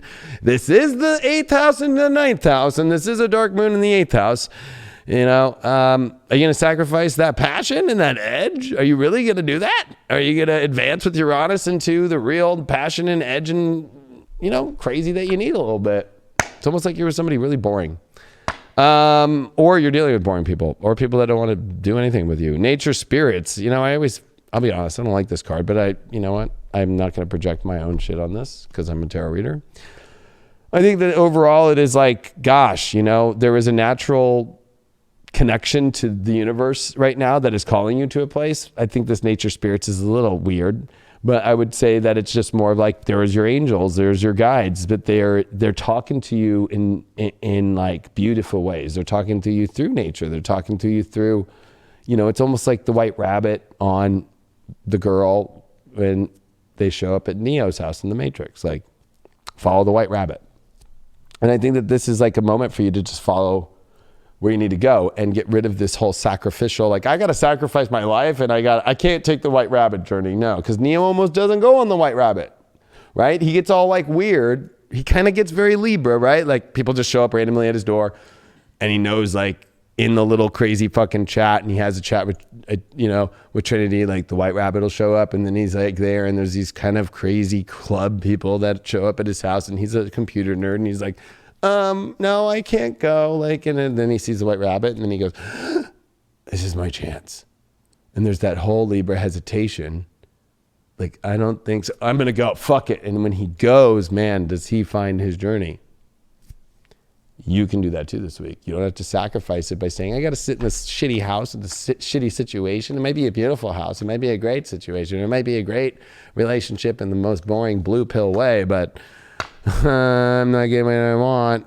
over that Neptune sacrifice card. We got the Five of Wands in reverse. I want to say that, why sacrifice something just because you feel like it's going to be too much conflict? It's going to cause too much intensity in a way, when really it's maybe that edge and that intensity and, a little bit of that sporty energy that makes things worth a sacrifice. And maybe that there's like nothing here worth sacrificing because there is no like energy. And I'll be honest with you, it's almost like you're dealing with somebody who is not even that competitive. Like, honestly, most people, even if like, let's say that you were to leave them, nobody would go after them. Like, they're not worth it. Like, anybody who did go after them would be a joke anyway. They wouldn't be a competitor to you because you're fucking the ultimate, remember? The Empress, or not. Empress reversed. Let's see what you got here. You did get the Hangman on that Empress reverse. So, yeah, you're contemplating, you see the things that are not working out into the ultimate beauty and fantasy of the powerful self that you are to manifest in the abundance of the love and the beauty that you want. But how long are you going to stay hanged in this position? I feel that you've been hanged for a while. You've seen it. When are you going to finally take action? I think that you've been sacrificing too much. I think that you haven't been willing to step into a little bit more conflict. You got to step into conflict. And you pulled that nature spirits because you did get the 9 of Cups in reversed. So, I think that it's like, I think that you're trying to find joy in other areas. But this is like where it's like, hey, the white rabbit is going to lead you to the ultimate joy. The sacrifice you make of actually not being in a situation that is not suspended and not your greatest energy is going to bring you the greatest joy if you follow that road to that space. Or you're trying to put all this abundance and joy into keeping to, it's trying to keep, it's trying to keep like a false predicate alive, trying to keep you're trying to keep something alive that just isn't. And you got to drop it. This is about dropping it. And I know that's hard. I know it's hard. I know. But do you have really any more chances? Do you really want to wait till the eclipses? You really want to wait for a 10th house eclipse? The last one? The clock's ticking. Do you really want to wait till the last second on the solstice? Bing! The kaboom. Second house, Neptune in Gemini. Well, this is a reevaluation of the things that you are sacrificing for your needs and wants and whether or not they make logical sense. If this environment that you are in is truly the worthy one, and if you keep painting the roses red, or if they really are the beautiful red roses in life that you want. I think that this is a big question, and I think it's not that big of a question when you're willing to remove the mask of the values that you are not seeing, and you really start to look behind and see that there's something missing that is not exciting and is not even holding the energy of what you want, or even physically what you want. So, Libra, you get entangled in some funny messes. They're usually not as crazy as some other people's, although I know you believe yours are the craziest, but they're usually your own little things. And they're not that big a deal. This is pretty simple. You got it. Well, any last words? Everybody, thank you for being with us today. And Thank you. I know there's some heavy readings, but this is not no normal week. I will say that. Not normal. And we are going to do spiritual dance music on Friday, and you better all dance it out because it'll be crazy. Get on the flow. Get on the flow. Get on the flow if you got that booty. But no, I think in times like this, I think with everybody, like I started, I think this is a time to really bring in that love that we want to show out into the world. I think this is a time to better ourselves and to kind of acknowledge certain aspects within that need to change so that we can live a much better, happier life, and when we're happy, that's going to affect every relationship that we're in positively. We're going to be able to pick people up when they need it. We'll be open to being picked up. When we're in that dark space, sometimes we don't even want that help. We shun that help away. So It's that we can be the light at the end of the tunnel, so to speak. I got a great idea. If Jax is still in the room, there's a sacrifice that needs to be made on Libra's part, and Scorpio needs to integrate into something deep. Like, why don't you guys just did your carnivore show? What if you guys did like a relationship talk between what you Libras and Scorpios are going in through this week? Jax, I can't hear you. Or why don't you two just go on a date on High Vibe? Go on a date on High Vibe. Yeah, together. Okay. Like social distancing? Social distanced. 6 feet away? No, I'm just kidding. I'm just thinking that, honestly, I think it would be a great talk between you two of like where you two are at with love right now in your guys' lives.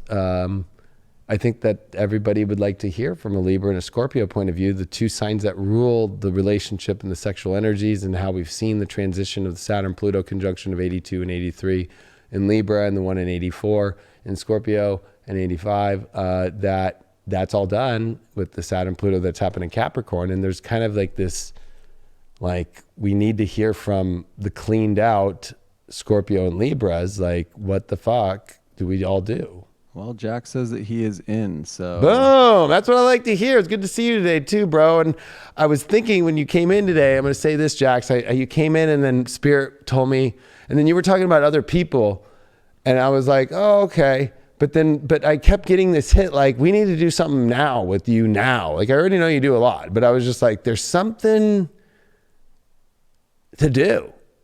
Like, you know, Ann and I are doing this history thing with Craig, and I was just like, I don't know. And then it just made sense to me right now. I think that the vulnerability of you and Craig talking to the world about love and your relationship stuff and where you guys are at would be instrumental right now. So. Well, there we go, Jax. Guess it's a date. And I could host it and just like do the cameras, but just like sit in the background. I'll Ryan Seacrest it for you. Perfect. Executive producer. In all ways. And I'll just do minor host. Like, everybody, we're going to talk about love and relationships. We got a Libra and a Scorpio here, and here they are.